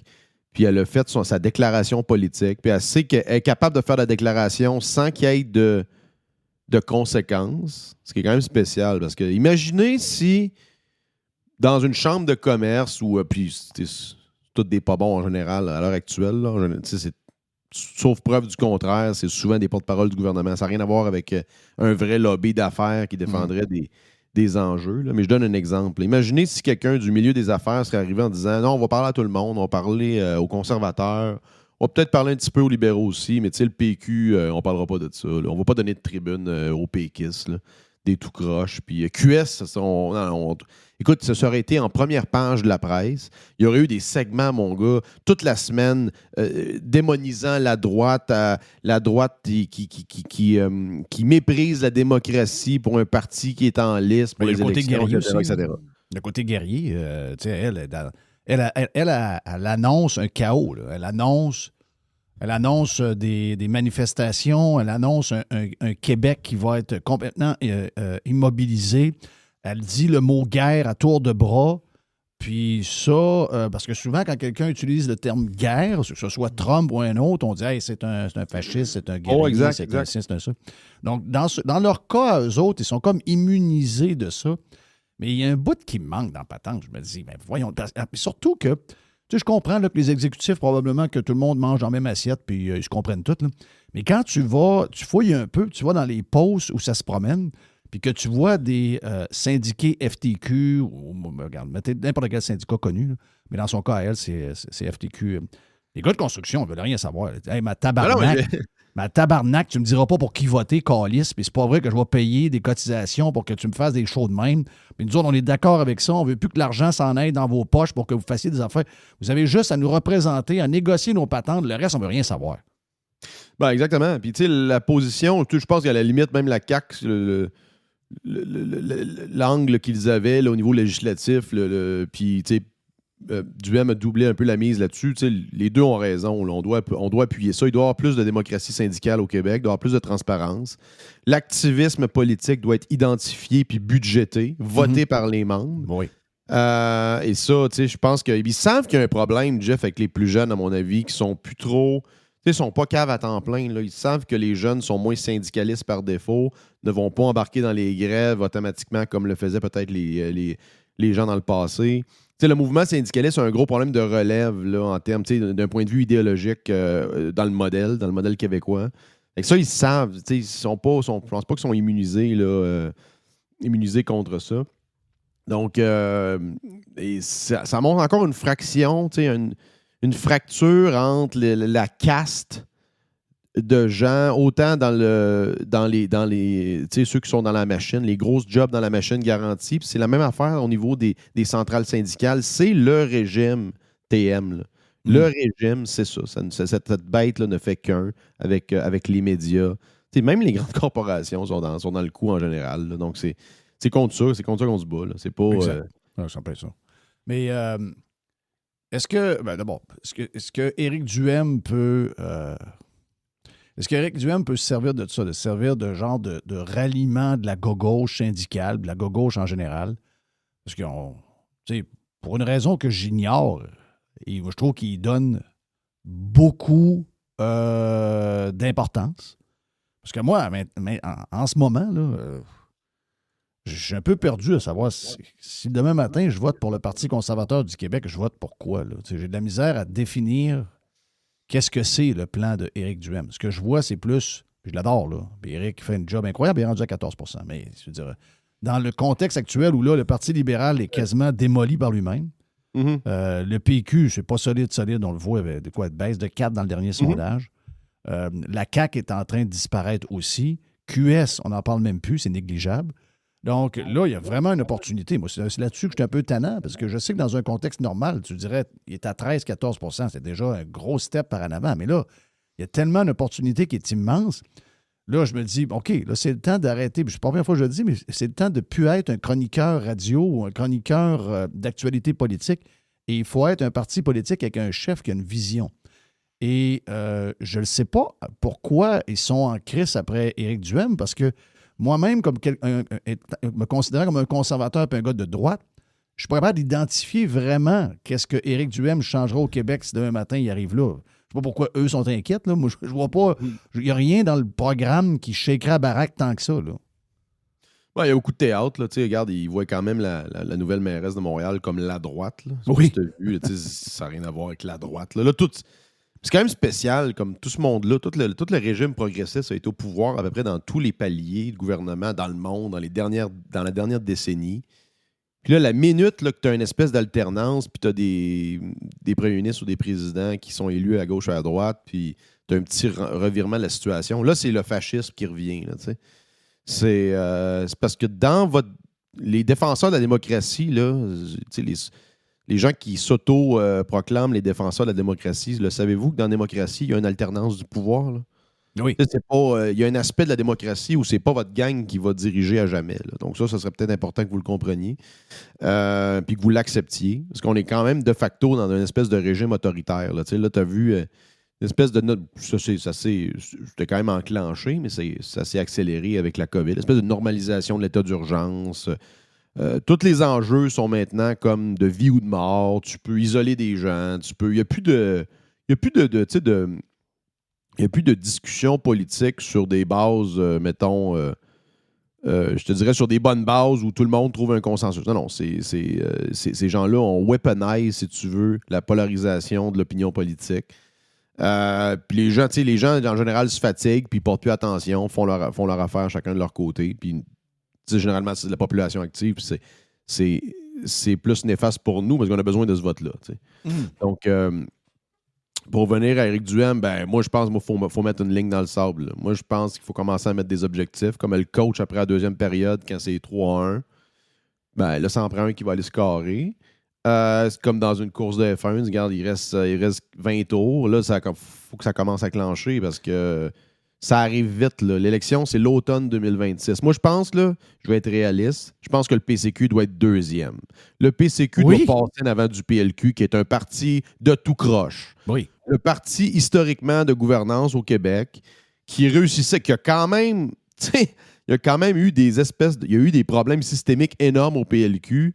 Ils ont quand même gardé le pouvoir à travers ça. Ils ont quand même passé à travers l'époque Charest. Ils ont quand même réussi à reprendre le pouvoir majoritaire par après. Et là, on a des espèces de scandales de pee-wee. Tu sais, le genre de truc que tu vois normalement au PQ puis à QS. Je vous écoutais hier, je trouvais ça très drôle, l'histoire. Là. C'est clairement une histoire personnelle, ça. Là. C'est une histoire de jalousie. Puis c'était très évident dès le début, cette affaire-là, parce que t'as pas de détails. Elle sort, Risky qui sort. C'est probablement une des politiciennes les plus surestimées de l'histoire du Québec moderne. Elle sort avec une histoire, genre... Il n'y a à peu près pas de substance. Congédie quelqu'un, on n'entend pas l'opinion de personne. Après ça, les médias embarquent là-dedans. Après ça, elle dit il n'y a pas d'objectif politique de ça. OK. Il n'y a comme pas de suivi. Après ça, il y a comme un groupe qui s'active, Jeff, pour provoquer une course à la chefferie puis ramener milliards, ou même Blackburn a été mentionné, je pense. Après ça, ces deux personnes-là sortent pour dire que non, il n'y a plus le chef. Ben oui. Là, c'est quoi ce show-là? Là? C'est finalement... Le chef moi, c'est l'image du Parti libéral d'aujourd'hui, qui est un parti moribond. On s'entend-tu que, je vais être très clair, les gens qui sont là, incluant le chef, puis tous les acteurs que je viens de nommer, là, c'est du monde qui, normalement, dans un Québec pas si lointain, c'était des staffers de série B puis série C. Là. Ben oui. C'est la Ligue américaine, même pas c'est l'autre, la Ligue nord-américaine. Là. C'est ça. Fait que, tu sais, on va pas s'attendre à faire de quoi que ça, là. Donc, toi, tu regardes ça, tu dis que tu es un autre parti d'opposition, on va passer en avant. Il y a aucun... Je comprends pas qu'on peut pas être en avant de ce parti-là, qui, là, devrait normalement... Dans les anglos, ils ne semblent pas comprendre ça, là, que ce parti-là ne peut plus gagner. Il y a des gens qui sont vraiment brainwashés à l'idée que ce parti-là va revenir au pouvoir, c'est une question de temps. Là. Puis même des francos, là, des fois, tu te dis, non, ça se peut que ça arrive que le parti soit... à ce point affaibli qu'ils ne reviennent pas au pouvoir. Là. Il peut y avoir une genre d'alternance. Non, c'est très faible. C'est faible comme jamais. Là. Je veux dire, c'est dans la catégorie de... C'est la catégorie QS. C'est... Bon, ben, vous allez me dire, le PQ est au même niveau. Oh, oui, c'est le PQ là-dedans. Là. Même le chef puis les gens que tu vois au PQ, c'est des staffers. Là, Jeff, c'est la catégorie staffer. Là. C'est des troisième, des quatrième trios.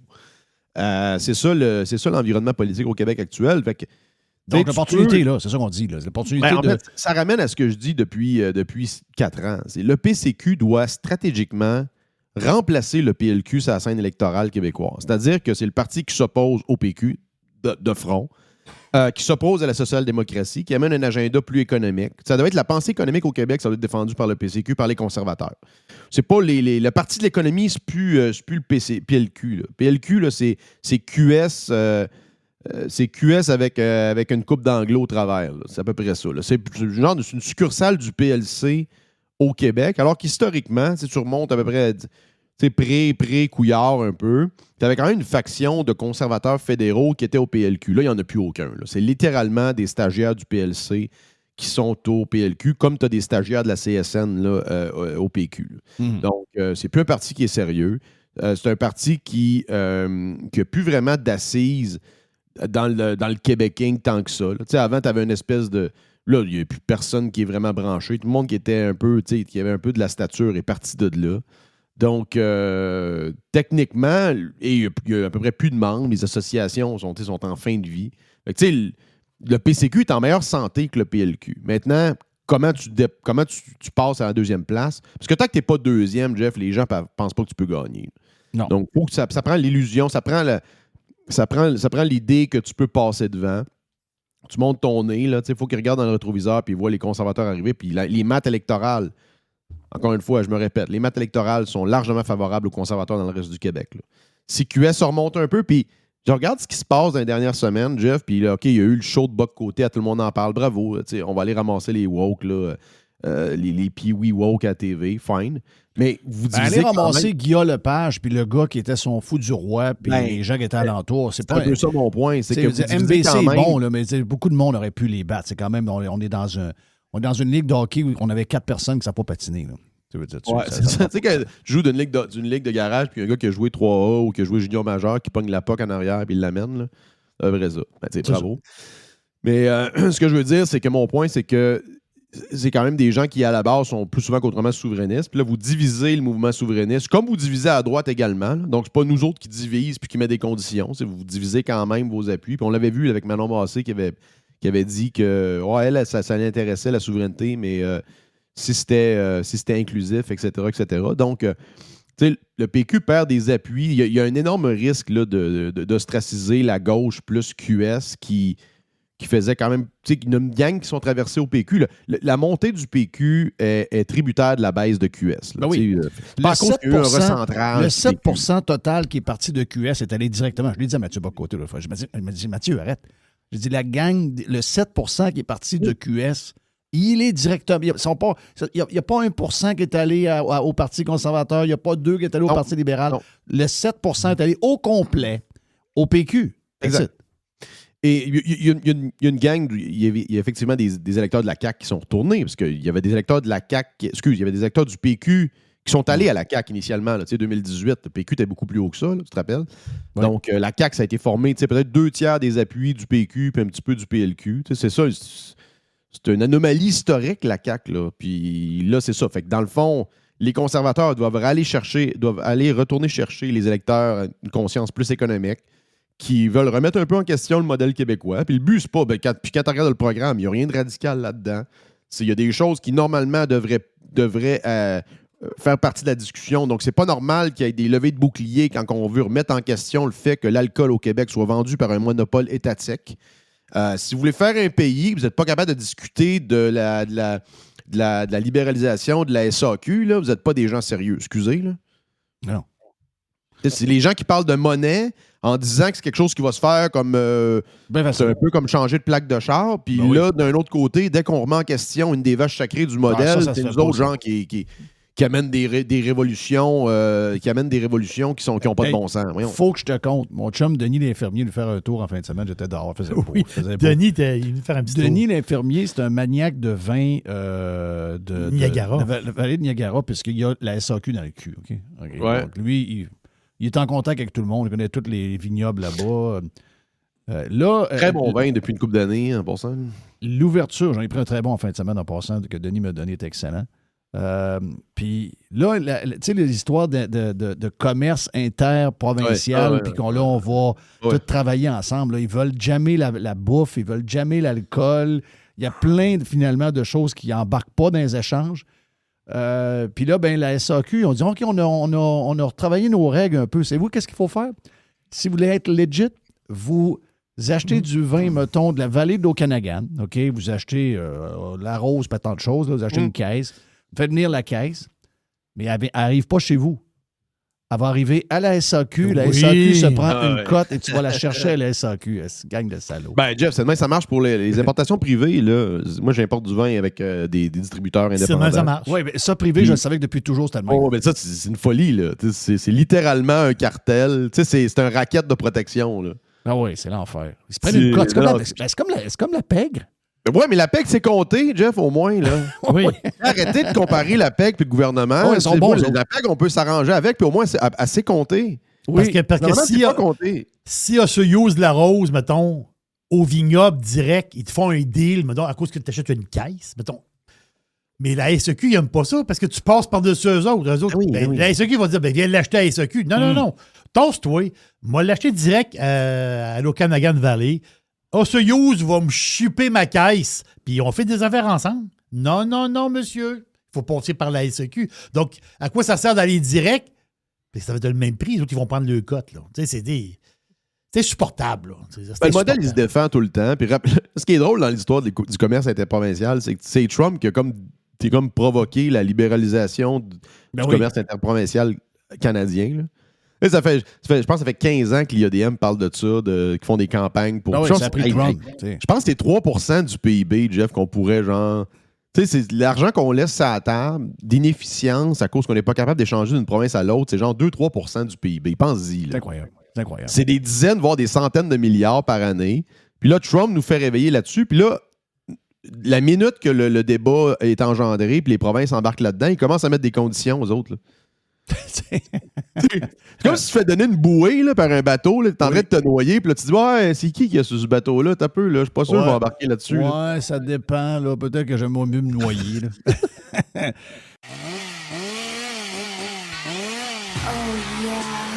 Gros cigare, les pieds sur le pouf. On jase avec Joe. Encore pendant facilement 45, presque 50 minutes dans la version Prime de Radio Pirate. Si ça vous tente de vous joindre à nous autres, la gang, eh bien, la version Prime, la première semaine est gratis. Allez vous inscrire dans la section abonnement de radiopirate.com et vous allez pouvoir écouter tous vos podcasts sur vos applications préférées. Thank you, Joe!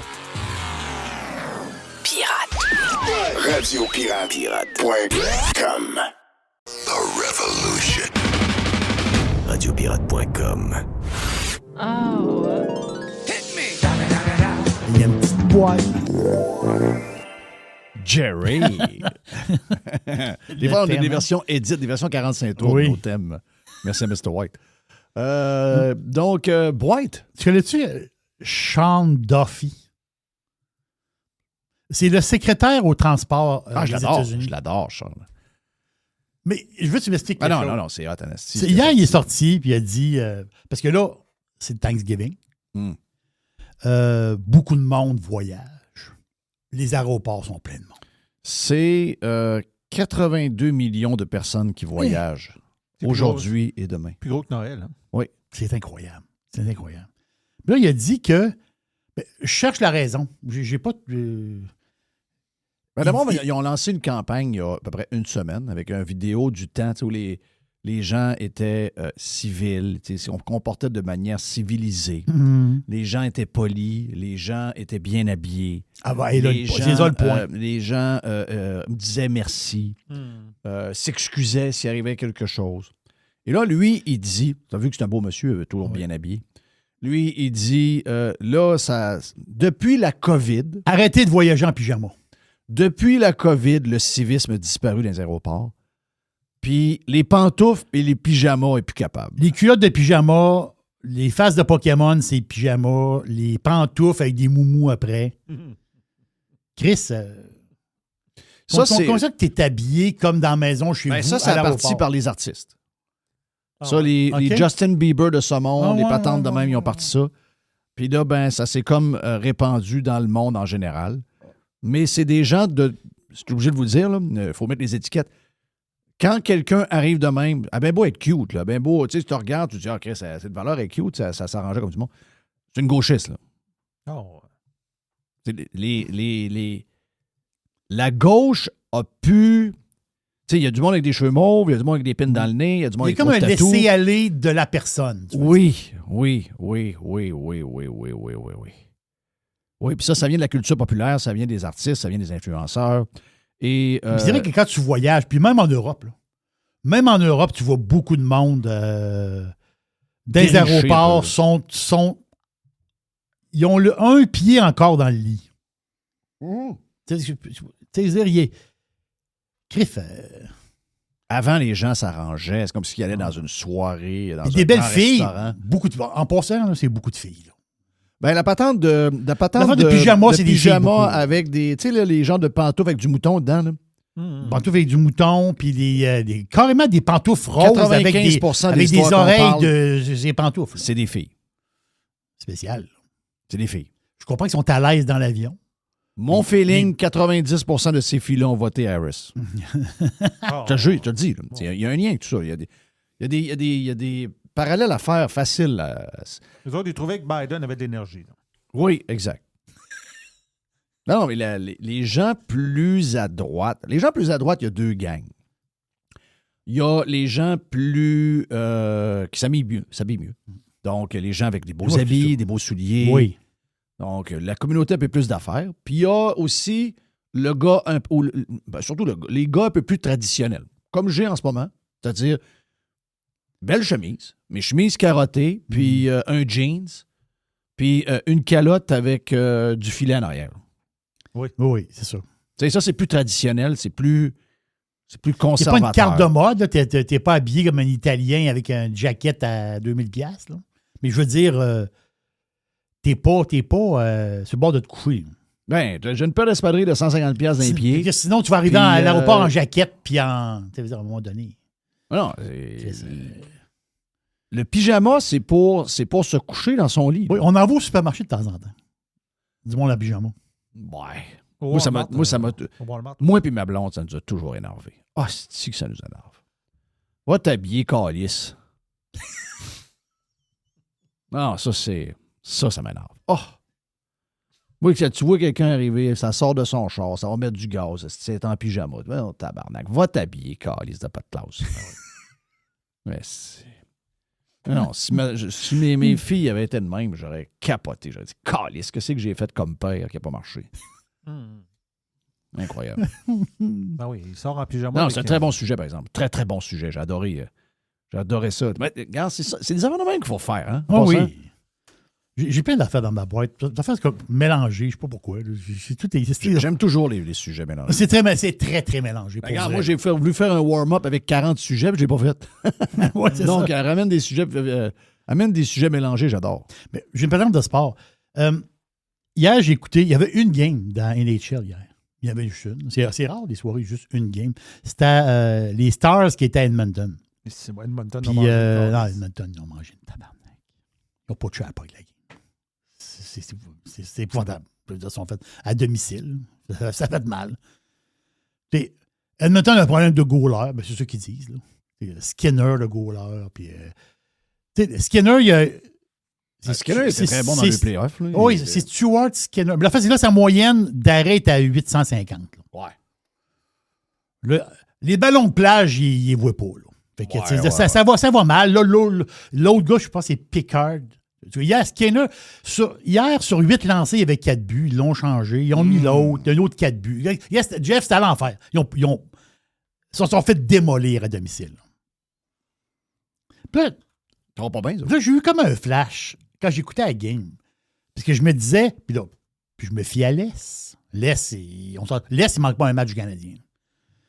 On sait que nous autres, à Montréal, les goalers, c'est moyen en ce moment. On dit, c'est Montembeault. C'est Montembeault cette année. L'année passée, qui a fait la job.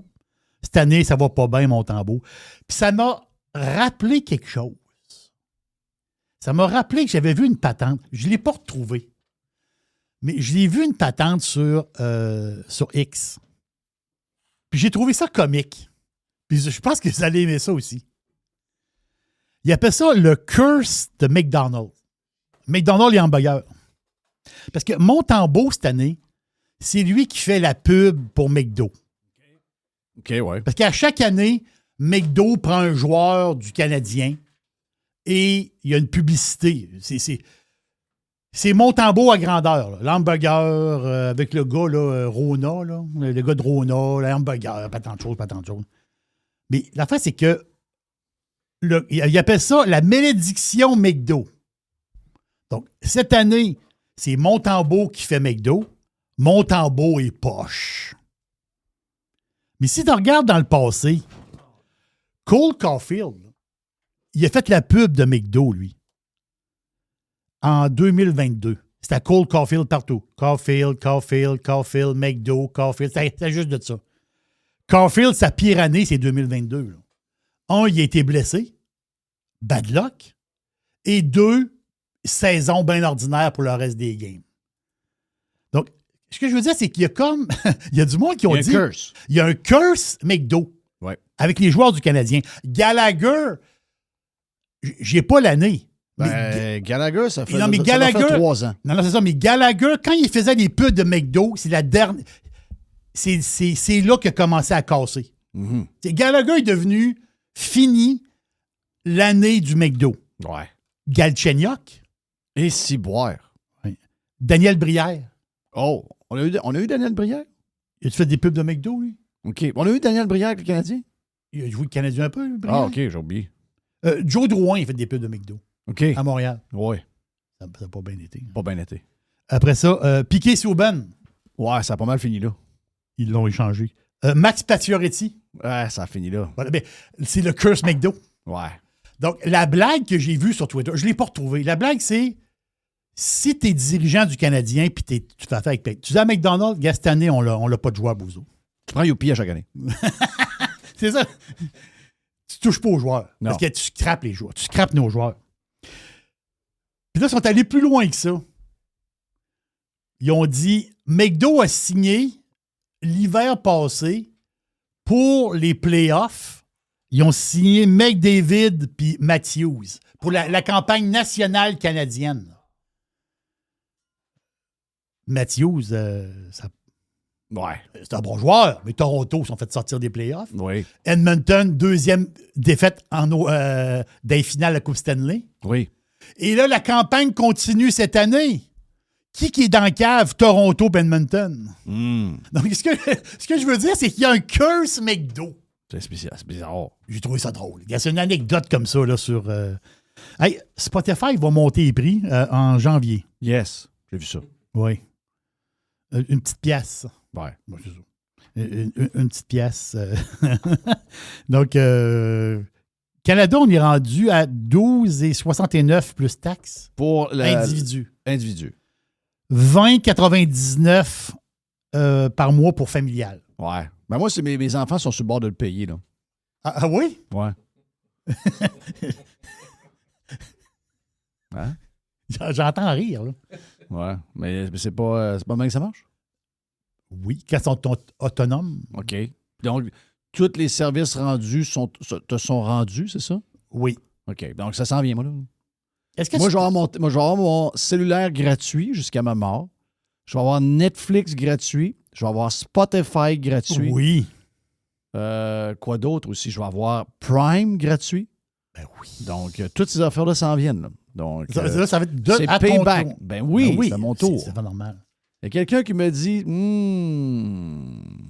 première fois que j'ai parlé de ça, il m'a dit mais pas sûr que c'est le même que ça marche. Je sais, mais il y a une satisfaction, je vais te le dire, de se faire payer une bière par son gars. Ton gars ou ta fille. Là.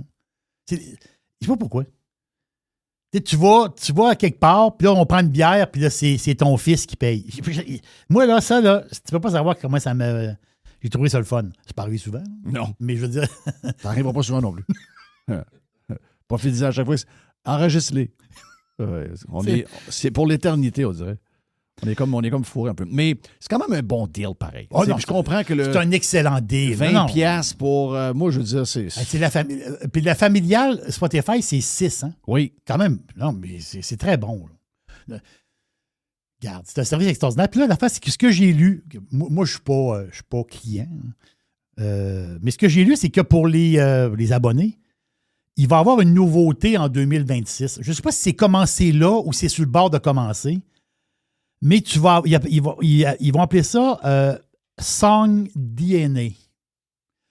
Donc, tu as la musique, tu sais c'est qui chante, tu as certains crédits de la chanson, mais tu vas avoir comme une histoire sur ton téléphone. Ils vont prendre les AI, ils vont aller fouiller un peu toute l'info. Exactement. L'AI va te faire un genre de résumé, puis il va te donner du bonus sur les tunes, puis des fois des anecdotes. C'est moi qui pourrais vous les raconter. Je sais toutes les anecdotes. De toutes les Jeff, tu peux pas savoir comment je m'ennuie de ton Jeff musique. C'est l'enfer. Je m'ennuie tellement de le faire. Là.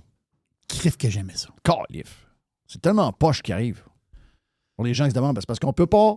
On peut pas parce qu'ils nous bloquent. Parce que moi, j'aimais ça. Tu arrivais, tu disais telle chanson, mais le gars qui est le guitariste, mettons, c'était pas le guitariste du groupe, c'était un autre gars qui a pris la place. Oui. Parce que l'autre gars, il était chaud. Tu sais, des patentes, là. Oui, toi, ça y en a plein d'affaires. Ben, ça, il y a un côté le fun. Mais c'est ce que Spotify veulent te mettre en plus. Les gars de Chicago sont arrivés souvent le matin dans le studio, puis la tune était faite. Là. Les gros hits qu'on a aimés les années 80 de Chicago. La tune est faite. Quand ils sont arrivés, on aurait juste besoin qu'ils fassent une coupe de back vocals. Tout est fait. Hey, on tabarnak, le drummer a dit j'étais couché cette nuit, moi. Ouais, mais il y en avait un autre qui jouait à ta place. C'était une toune, 2 tounes, 3 tounes. On va dire de quoi c'est ça. Mais il y en a plein d'histoires de même. Là. Plein. Tu peux raconter un paquet d'histoires. Cette semaine, David Coverdale a pris sa retraite. Ouais. David Coverdale. Moi, un des premiers albums live que j'ai aimé, c'est Deep Purple en 1960 et... C'est-tu 74, 75? Il y avait Child in Time là-dessus. C'était Deep Purple au Japon. Deep Purple au Japon, mais Ian Lord n'est pas là. C'est David Coverdale, le gars avec la grosse... une voix incroyable. Là, c'est là que j'ai découvert David Coverdale. Puis là, on avait dit, quand si Led Zeppelin revient, finalement, vu que Robert Plant ne veut plus rien savoir, regarde d'ailleurs, ça va être David Coverdale qui va être avec Led Zeppelin. Mais finalement, il y a eu comme un genre de collaboration dans les années 90, un album entre David Coverdale et Jimmy Page. Mais finalement, David Coverdale a parti Whitesnake. L'histoire de Whitesnake, il a ça de large. Mm. Et Joe Elliott racontait cette semaine dans un podcast que j'ai pogné, le chanteur de Def Leppard, il dit, j'avais 17, 18, 19 ans, il dit David, il dit, c'est un de mes best buddies, il dit, quand il a annoncé cette semaine sa retraite, pour des raisons de santé, pour des raisons de toutes sortes d'affaires. Donc, il a dit, gars, je suis juste plus capable, puis love you, puis David Coverdale, incroyable. Quelle carrière. Et Joe, il dit, puis je sais qu'on entend des affaires, on a entendu des patentes où ça a été tough avec David, surtout dans les années 80, quand il était dopé pas mal, qui était avec la fille, la fille qui était dans Is This Love? Tu sais, la belle fille qui est sur le hood avec. C'était sa femme, ça, c'était la modèle qui a marié, mais elle a le fait que David est devenu complètement paranoïaque, là. Donc ça a fini par des claques à la gueule, puis un paquet d'affaires. Donc il l'a avoué lui-même qu'il y a 4-5 ans où il était quasiment méconnaissable parce que le fame, la poudre, puis toute la patente qui va avec le rock and roll l'avait possédé bien raide. Mais mettons, t'étais à la fin des années 80, fin des années 70, début 80. Et les kids de Def Leppard sont dans un studio avec John Motlange et ils enregistrent l'album High and Dry. Donc, c'est l'album avant Pyromania, lequel il y a justement High and Dry, il y a Saturday, il y a plein de gros hits là-dessus qui sont, pour les fans, les premiers fans de la première heure de Def Leppard, c'est un incroyable disque. Entre autres, quand, tu sais, de la pochette, là, tu vois le gars, il saute dans une piscine dans laquelle il n'y a pas d'eau. Là. Ça, c'était la pochette de cet album-là. Et il dit, c'est là que j'ai connu David. Puis il dit, c'est là qu'on est devenu chum. Parce qu'il dit, il était en train d'enregistrer dans l'autre studio à côté. Pour son premier album avec Whitesnake, qu'il faisait avec un super band. Et il dit, si j'avais pas eu mon chum David, il dit, je pense que je craquais là. Parce qu'il dit, John Motlange était tellement dur avec moi. Il était tellement en train de me mouler à ce que je suis devenu, puis toute la patente, puis il me faisait tellement travailler fort que j'étais sur le bord de craquer. Puis il dit, j'avais besoin des fois d'aller sur l'épaule de David. J'ai dit, Chris, il va me tuer, il va me faire que je vais me pendre, je suis plus capable. Donc, il dit que c'est David Coverdale qui a quasiment sauvé sa carrière parce qu'il dit, on était tous jeunes, on avait besoin de... On se faisait guider par un producteur qui était déjà plus gros que nature. Puis le gars a toujours été vu... Tu sais, John Motlange a toujours été vu comme un producteur hyper... tu sais, c'est quelqu'un qui en demande énormément. Mm-hmm. Lou Gramm de Foreigner, quand ils ont fait l'album Four, quand il a chanté Jukebox Heroes, à un moment donné, il a manqué mourir parce que il a dit à John Motlange, il a dit, John, je ne chanterai pas Jukebox Heroes comme Joe Elliott de Def Leppard. Je ne chanterai pas comme Bon Scott ou comme l'autre de AC/DC. Je vais la chanter comme fucking Lou Gramm. Donc, tu sais, il y avait des affaires que ça brassait. Donc, j'ai trouvé le podcast cette semaine très intéressant, mais c'est toujours le fun quand on fait des affaires de même puis qu'on met la petite toune alentour, tu comprends? Et là, Spotify ne veut plus, YouTube ne veut plus, personne ne veut. Les bots puis le AI fait une job De même. Tu rentres le podcast, tu mets un bout de tune qui a une licence dessus incroyable. et l'AI et le bot te le disent tout de suite. On ne peut pas te publier, on ne peut pas faire telle affaire. Avant, des fois, ça prenait 2 semaines, 1 mois. Là, maintenant, c'est sur le champ. C'est incroyable. Puis c'est, quand on y pense, mettons que toi, tu mets un petit bout de toune, puis les auditeurs, les pirates écoutent. C'est de la promo, en réalité. Là, tu dis, ah oui, t'es super bonne cette toune-là. Et là, qu'est-ce que tu fais? Puis là, tu t'envoies dans ton Spotify. Puis tu la mets dans une liste. Tu la mets dans une liste. Ben oui. Et tu l'écoutes, la toune. Là, c'est 1 personne, 2 personnes, 20 personnes, 1000 personnes. Mais TikTok est le fun pour ça. TikTok, je ne sais pas comment ça marche, mais TikTok, il y a plein d'affaires de musique. Il y a plein d'affaires. Ouais, mais j'ai l'impression que. Ils payent les. Ils payent, ils ont déjà payé. Un peu comme quand Jerry il fait des affaires là, dans son application de montage. Oui, mais ce que je comprends pas de Spotify, c'est qu'on paye déjà. Normalement, oui. C'est ça que je comprends pas. Puis YouTube, faites comme TikTok, est-ce qu'ils payent une licence à tout le monde? C'est ça, je comprends pas. Instagram le fait. Moi, Instagram le fait. Oui, Instagram. Quand tu fais un reel sur Instagram, tu peux prendre une toune, la dernière toune de Taylor Swift, là. Puis tu fais de patente sur Instagram avec la toune de Taylor Swift. Oui, il y a un bout qui nous manque. Oui, c'est spécial. Mais là, la toune de Taylor Swift, elle joue tout le temps. Elle joue partout, puis elle joue dans les reels, elle joue. C'est ça.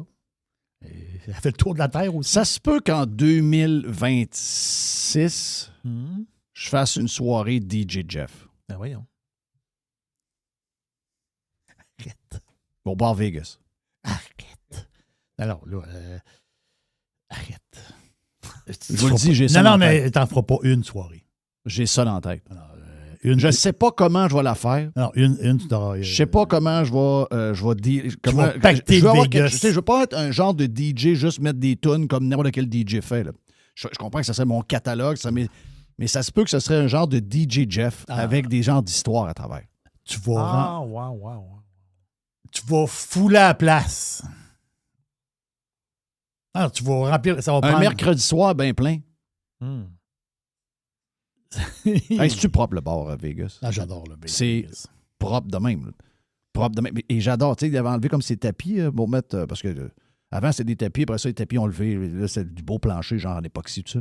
Il a remis du tapis. Il dit, c'est parce que les employés, c'est dur pour eux autres. Ils se promènent de la soirée. Puis il dit, quand ils n'ont pas du tapis, ils ont mal. Tu sais. Puis, mais ça fait tellement plus chaleureux. Tu sais, dans le temps, les tapis, le problème, c'est que tout le monde fumait. Puis les gens écrasaient leurs cigarettes, ces tapis. Donc là, ça finissait par, d'abord, pogner la senteur des cigarettes. C'était quasiment dangereux parce que le monde écrasait. Il dit, je me rappelle, dans le temps, il dit, je venais de changer mon tapis, puis il dit, je suis en train de surveiller un peu. Richard me contait ça, puis il dit, je suis en train de surveiller, puis à un moment donné, il y a un gars à 3 pieds de moi, s'il prend sa cigarette, il a créé sa terre, puis il l'écrase devant moi. Je vais le voir. J'ai dit, hey, tabarnak, qu'est-ce que tu fais là? Ben, j'ai fini ma cigarette. Ben oui, mais tu mon tapis, il est neuf, il vient de changer cette semaine. Qu'est-ce que peux-tu me laisser 3 jours avec mon nouveau tapis, câlisse? Après ça, des gommes. Quelque chose, prend une gomme. Oui. On tasse la gomme dans le coin. Tabarnage. C'est incroyable. Autre chose dans boîte, Jerry? Yes. Ratcan fait beaucoup d'affaires complètement stupides et inutiles. Comme? Des affaires green, puis des textes, puis des patentes green qui servent absolument à rien. Des affaires qui n'intéressent personne. Mais ils ont sorti quelque chose de le fun.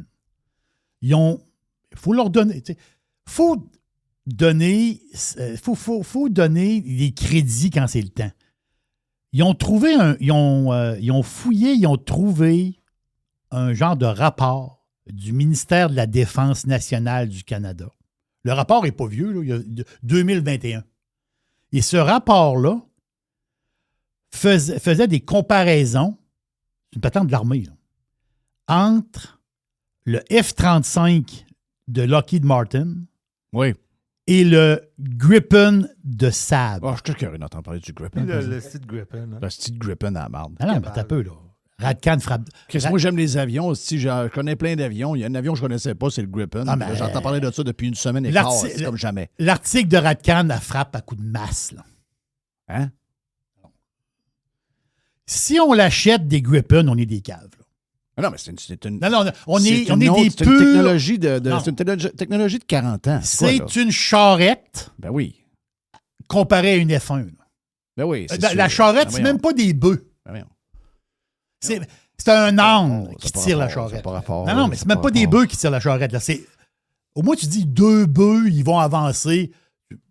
Petit coup d'un fesses, le bœuf, il avance. Là, tu te dis, je vais mettre 2 bœufs. Non, là, tu n'as pas 2 bœufs, tu as un âne. L'âne, des fois, il break. Là. Tu frappes dans le cul, il avance. C'est une tête de cochon, non? Ben oui. La note sur 60, parce que tu sais, ils ont tout détaillé l'efficacité de l'avion. Tu sais, de A à Z, là, tu sais, les missions, tu sais, des performances en mission, toutes les affaires techniques, qu'est-ce que l'avion est capable de faire.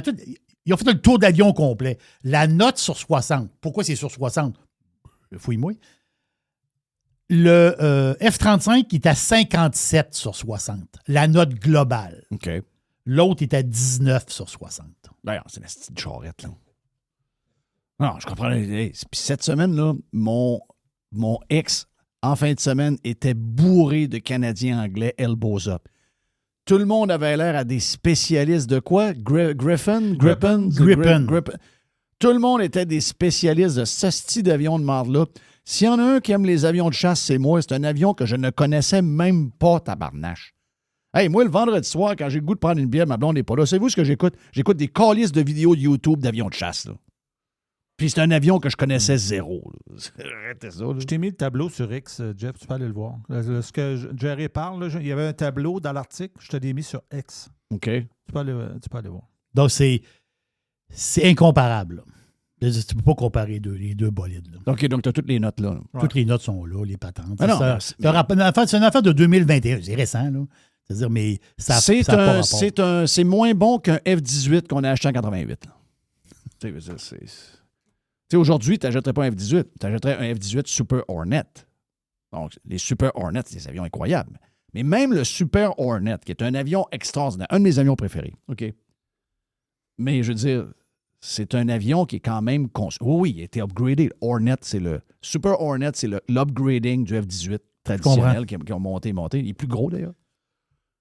C'est un avion incroyable pour, entre autres, les porte-avions. C'est extraordinaire. On le voit dans... C'est l'avion dans Top Gun. Oui. Okay? Donc, nous autres, on a les Super Hornet. Nous autres, on a les F-18. Je ne me rappelle plus du modèle qu'on a, modifié avec des bouts de F-18 australiens qui ne servaient plus. C'est ça qu'on a. Ça, c'est le plus petit, là. Okay?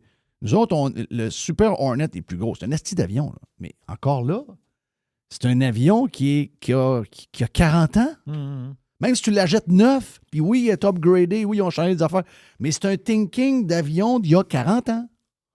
Le F-35, c'est un avion de là. C'est un ordi, là. Ça peut être upgradé avec des firmware. Ah, voilà. Ça peut être... Mais la note, justement, parce que dans les notes, il y a plusieurs choses. Dans une des notes, c'est être capable de l'upgrader, l'avion. Parce qu'on pense qu'elle est déjà super sophistiquée. Est-ce que tu peux l'upgrader? C'est 100% pour le F-35. Oui. Oui, c'est ça, parce que c'est du firmware. Tu peux l'upgrader à 100%. Tandis que l'autre, tu peux l'upgrader. La note est 28%. Oui. Incroyable. Ça, tu sais, cette semaine, tu sais que le prince a acheté des F-35? Prince? Oui. Le prince a brassé un peu en passant. À Washington? Ouais. Qu'est-ce qui s'est passé? Ben, Trump est très... Les liens entre Trump... Je sais que ça dérange beaucoup de monde, mais les liens entre Trump et Israël, c'est très proche. Son gendre est très puissant.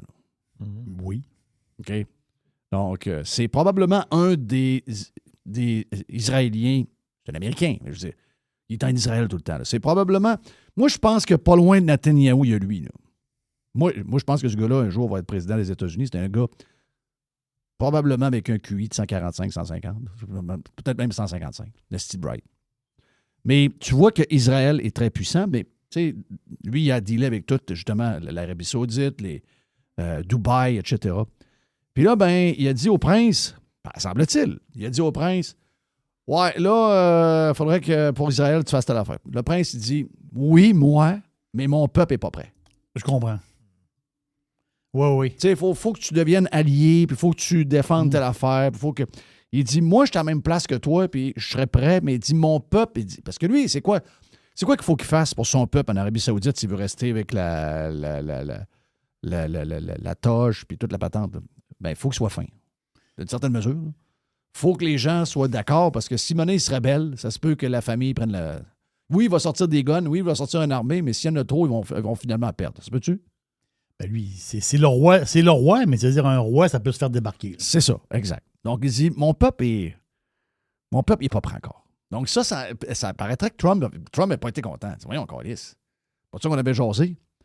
Donc, ça a fait une histoire. Puis là, lui, il aurait appelé Netanyahou puis il aurait dit, ouais, j'ai essayé, il n'a pas vu. Ouais, mais là, tu vas y vendre des F-35 pareil. Il dit, ouais, mais faites-en pas, j'y vends la version F-35 la plus... De base. Là. Ouais. Mais c'est quoi ça, entre la version de base et la version... C'est juste du firmware. Ouais. Mais ça veut dire que...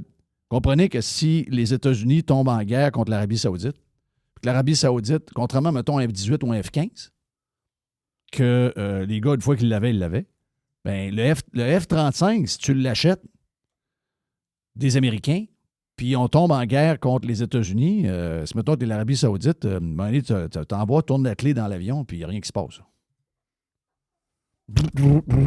Oh, software, firmware, puis rien qui marche. T'sais. Ouais, mais pourtant, on était décrochés du web. Non. Tu vas voir qu'eux autres, c'est lié, ouais, c'est ça, lié d'une autre manière. Donc, il a mis une version bien low. Tandis que nous autres, notre version, je ne dis pas que ce serait la version top, mais on aurait une des meilleures versions du F-35. C'est pas comparable. Là. C'est du niaisage, ça. Je sais, c'est du niaisage. Du niaisage. Je sais, c'est du niaisage. Mais au moins, ça viendra de Cannes. On va leur donner ça. Ça viendra de Cannes. Ouais. J'ai une dernière affaire vite. Vas-y donc. Vite. Il y a des vidéos sur TikTok. C'est commencé depuis peut-être 3-4 jours. Là. C'était peut-être pas généralisé. Moi, j'en ai vu plusieurs. Là. Il y a du monde qui fouille dans les armoires. Il ramasse le canne de soupe Campbell. Il est calé sa poubelle. Puis il crée au vidange. Pourquoi? Ben, le boss, il y a un des boss qui a pas rien nerf. Parce qu'il y a eu une réunion. La face, c'est que c'est un des boss de chez Campbell. Un genre de médium boss, là, OK? Un moyen boss. Il est allé rencontrer un employé. Le gars, c'est un gars de techno, ça va donc. Puis je pense que c'était même un genre de... Tu sais, c'était pas un employé, c'était comme un genre de sous-traitant qui était là en plein. Oui, c'est ça. Mais la face, c'est qu'il s'est fait filmer. Oui. À son insu, le boss. Fait que les autres, ils ont discuté ensemble. Parce qu'il y avait une question de... C'était une réunion qui pouvait brasser un peu, là. Fait que je sais pas, le gars qui a accueilli le gars de Campbell, il a peut-être pas pris de chance. Il dit, je vais enregistrer ça à son insu. C'est parce que le gars en question se fait mettre dehors. Oui, il s'est fait mettre dehors. Et là, lui, il est allé en cours pour essayer il y avait un tape. Mais dans le tape, le boss de Campbell, un des boss de Campbell, il dit que... Il dit que la soupe, c'est de la merde. Il dit que la soupe Campbell, c'est de la merde, c'est de la bouffe de pauvre. Oui. Mais là, c'est un des boss de Campbell. C'est pas mangeable. Non, puis il dit que le poulet, là, c'est pas du vrai poulet, c'est de la viande artificielle, c'est quasiment de la viande cultivée en laboratoire, tu sais, genre de la merde. C'est pas... Il dit les produits Campbell, c'est de la vraie merde. Oui. Non, mais c'est le boss qui dit ça. Là. Oh, alors, mais il filmait à son insu. On n'est pas d'accord. Puis il y avait des petites affaires à travers, genre, mettons, je travaille avec des gens d'origine indienne, puis c'est tout des caves. Oui. Non. Regarde, la patente, là, c'est destructeur. Oui. Mais le boss, il s'est fait crisser dehors. Mais l'employé qui s'est fait crisser dehors aussi, il revient contre la compagnie pour dire le gars, c'est un raciste. Puis là, la face, c'est que Campbell est poigné avec ça. Là. Oui. Puis là, la compagnie, les autres, ils disent, ouais, mais là, c'est pas vrai, l'histoire, puis le poulet, puis la patente. Là. C'est vrai que dans la soupe poulet et nouilles, des fois, le cube de poulet, il est bizarre un peu. Il est comme dur à manger. Quand t'en trouves. Faut que tu l'avales. Oui. Des fois, il n'y en a pas. Mange-les pas. Puis le fond de bouillon. On est élevé avec ça, de la soupe Campbell. Là, oui, on n'est pas mort. Là, mais je veux dire, c'est sûr que. Tu veux dire, mais la soupe, c'est. Aux États-Unis, je ne sais pas c'est quoi les prix. Là. Mais ici, ça a monté de prix en crif. Oui, les soupes, c'est rendu cher. Non, c'est vraiment. C'est rendu très cher de la soupe ici. Là. Mais ça. J'ai une photo pour toi. T'as peu, je vais te montrer ça. Faut que je te montre ça.